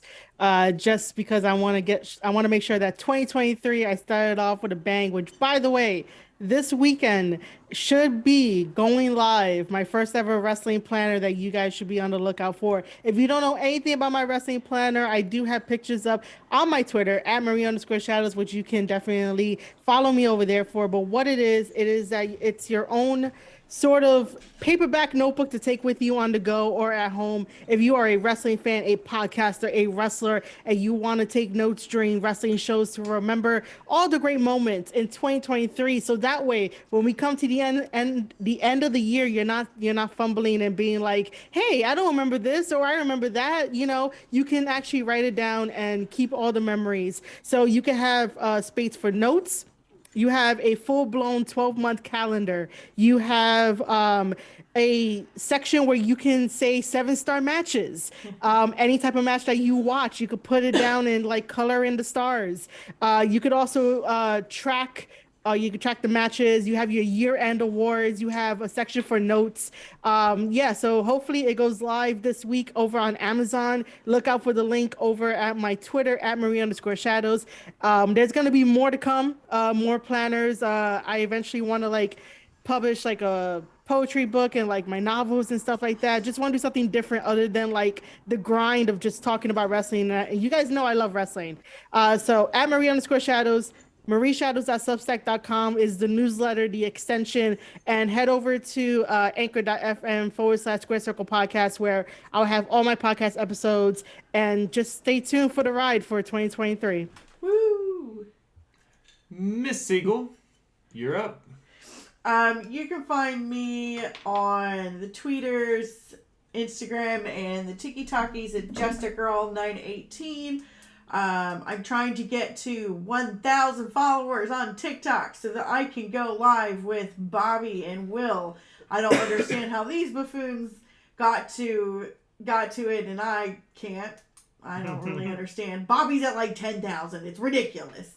Like I'm doing all the same things, but like nah. It's hard. The TikToks is hard. Let's see. I swear on everything. I know I say this every single week. I will this weekend be putting out a new heel support group comic. It is going to happen. I promise. So make sure you follow the Botched Spots and Chair Shots tweeters, and it'll be on that. We've got some awesome things coming for 2023. I'm going to dabble into some stop motion for the comic, so stay tuned. Okay. My shout-outs this week. Follow Matt Ritter at Smacking It Raw, the #1 podcast on Pornhub. Follow Katie Kinsey, Katie Wrestling 13. Follow SES Vince. Follow Ted the Hillbilly Hill at the Hill Truth Podcast. Follow The Kai Tai Show and Mr. 8984. Follow The Game Changers. Follow Arkham Prince 3. Follow Hambone. Follow Huge Pop Wrestling. Follow Irish Neep. Follow The Dad Trainer. Follow Ethan on a Forklift. Follow all my friends. Follow Ravage Dragon. Follow Bama Chatter. Follow Yellow Shoe Guy. But now as we close another episode of Botched Spots and Chair Shots, I want to take a minute and thank you for listening. Remind you to go wherever you do anything on the internet. Like, follow, subscribe, unsubscribe, then subscribe again. Leave a comment telling me how great I am or how terrible we sound. Either way, it helps the algorithm and it helps find new listeners. If you're feeling really generous to be one of the VIP people, head over to patreon.com and donate to the Smacked Raw Podcast Network. You get some fantastic swag. We get some fantastic guests. It's a win-win for Marie Shadows, for Dan the Man from Cage My IQ, from the boss bitch Miss Alison Siegel. I am the Will Gray. Thanks for stopping by and listening, my people.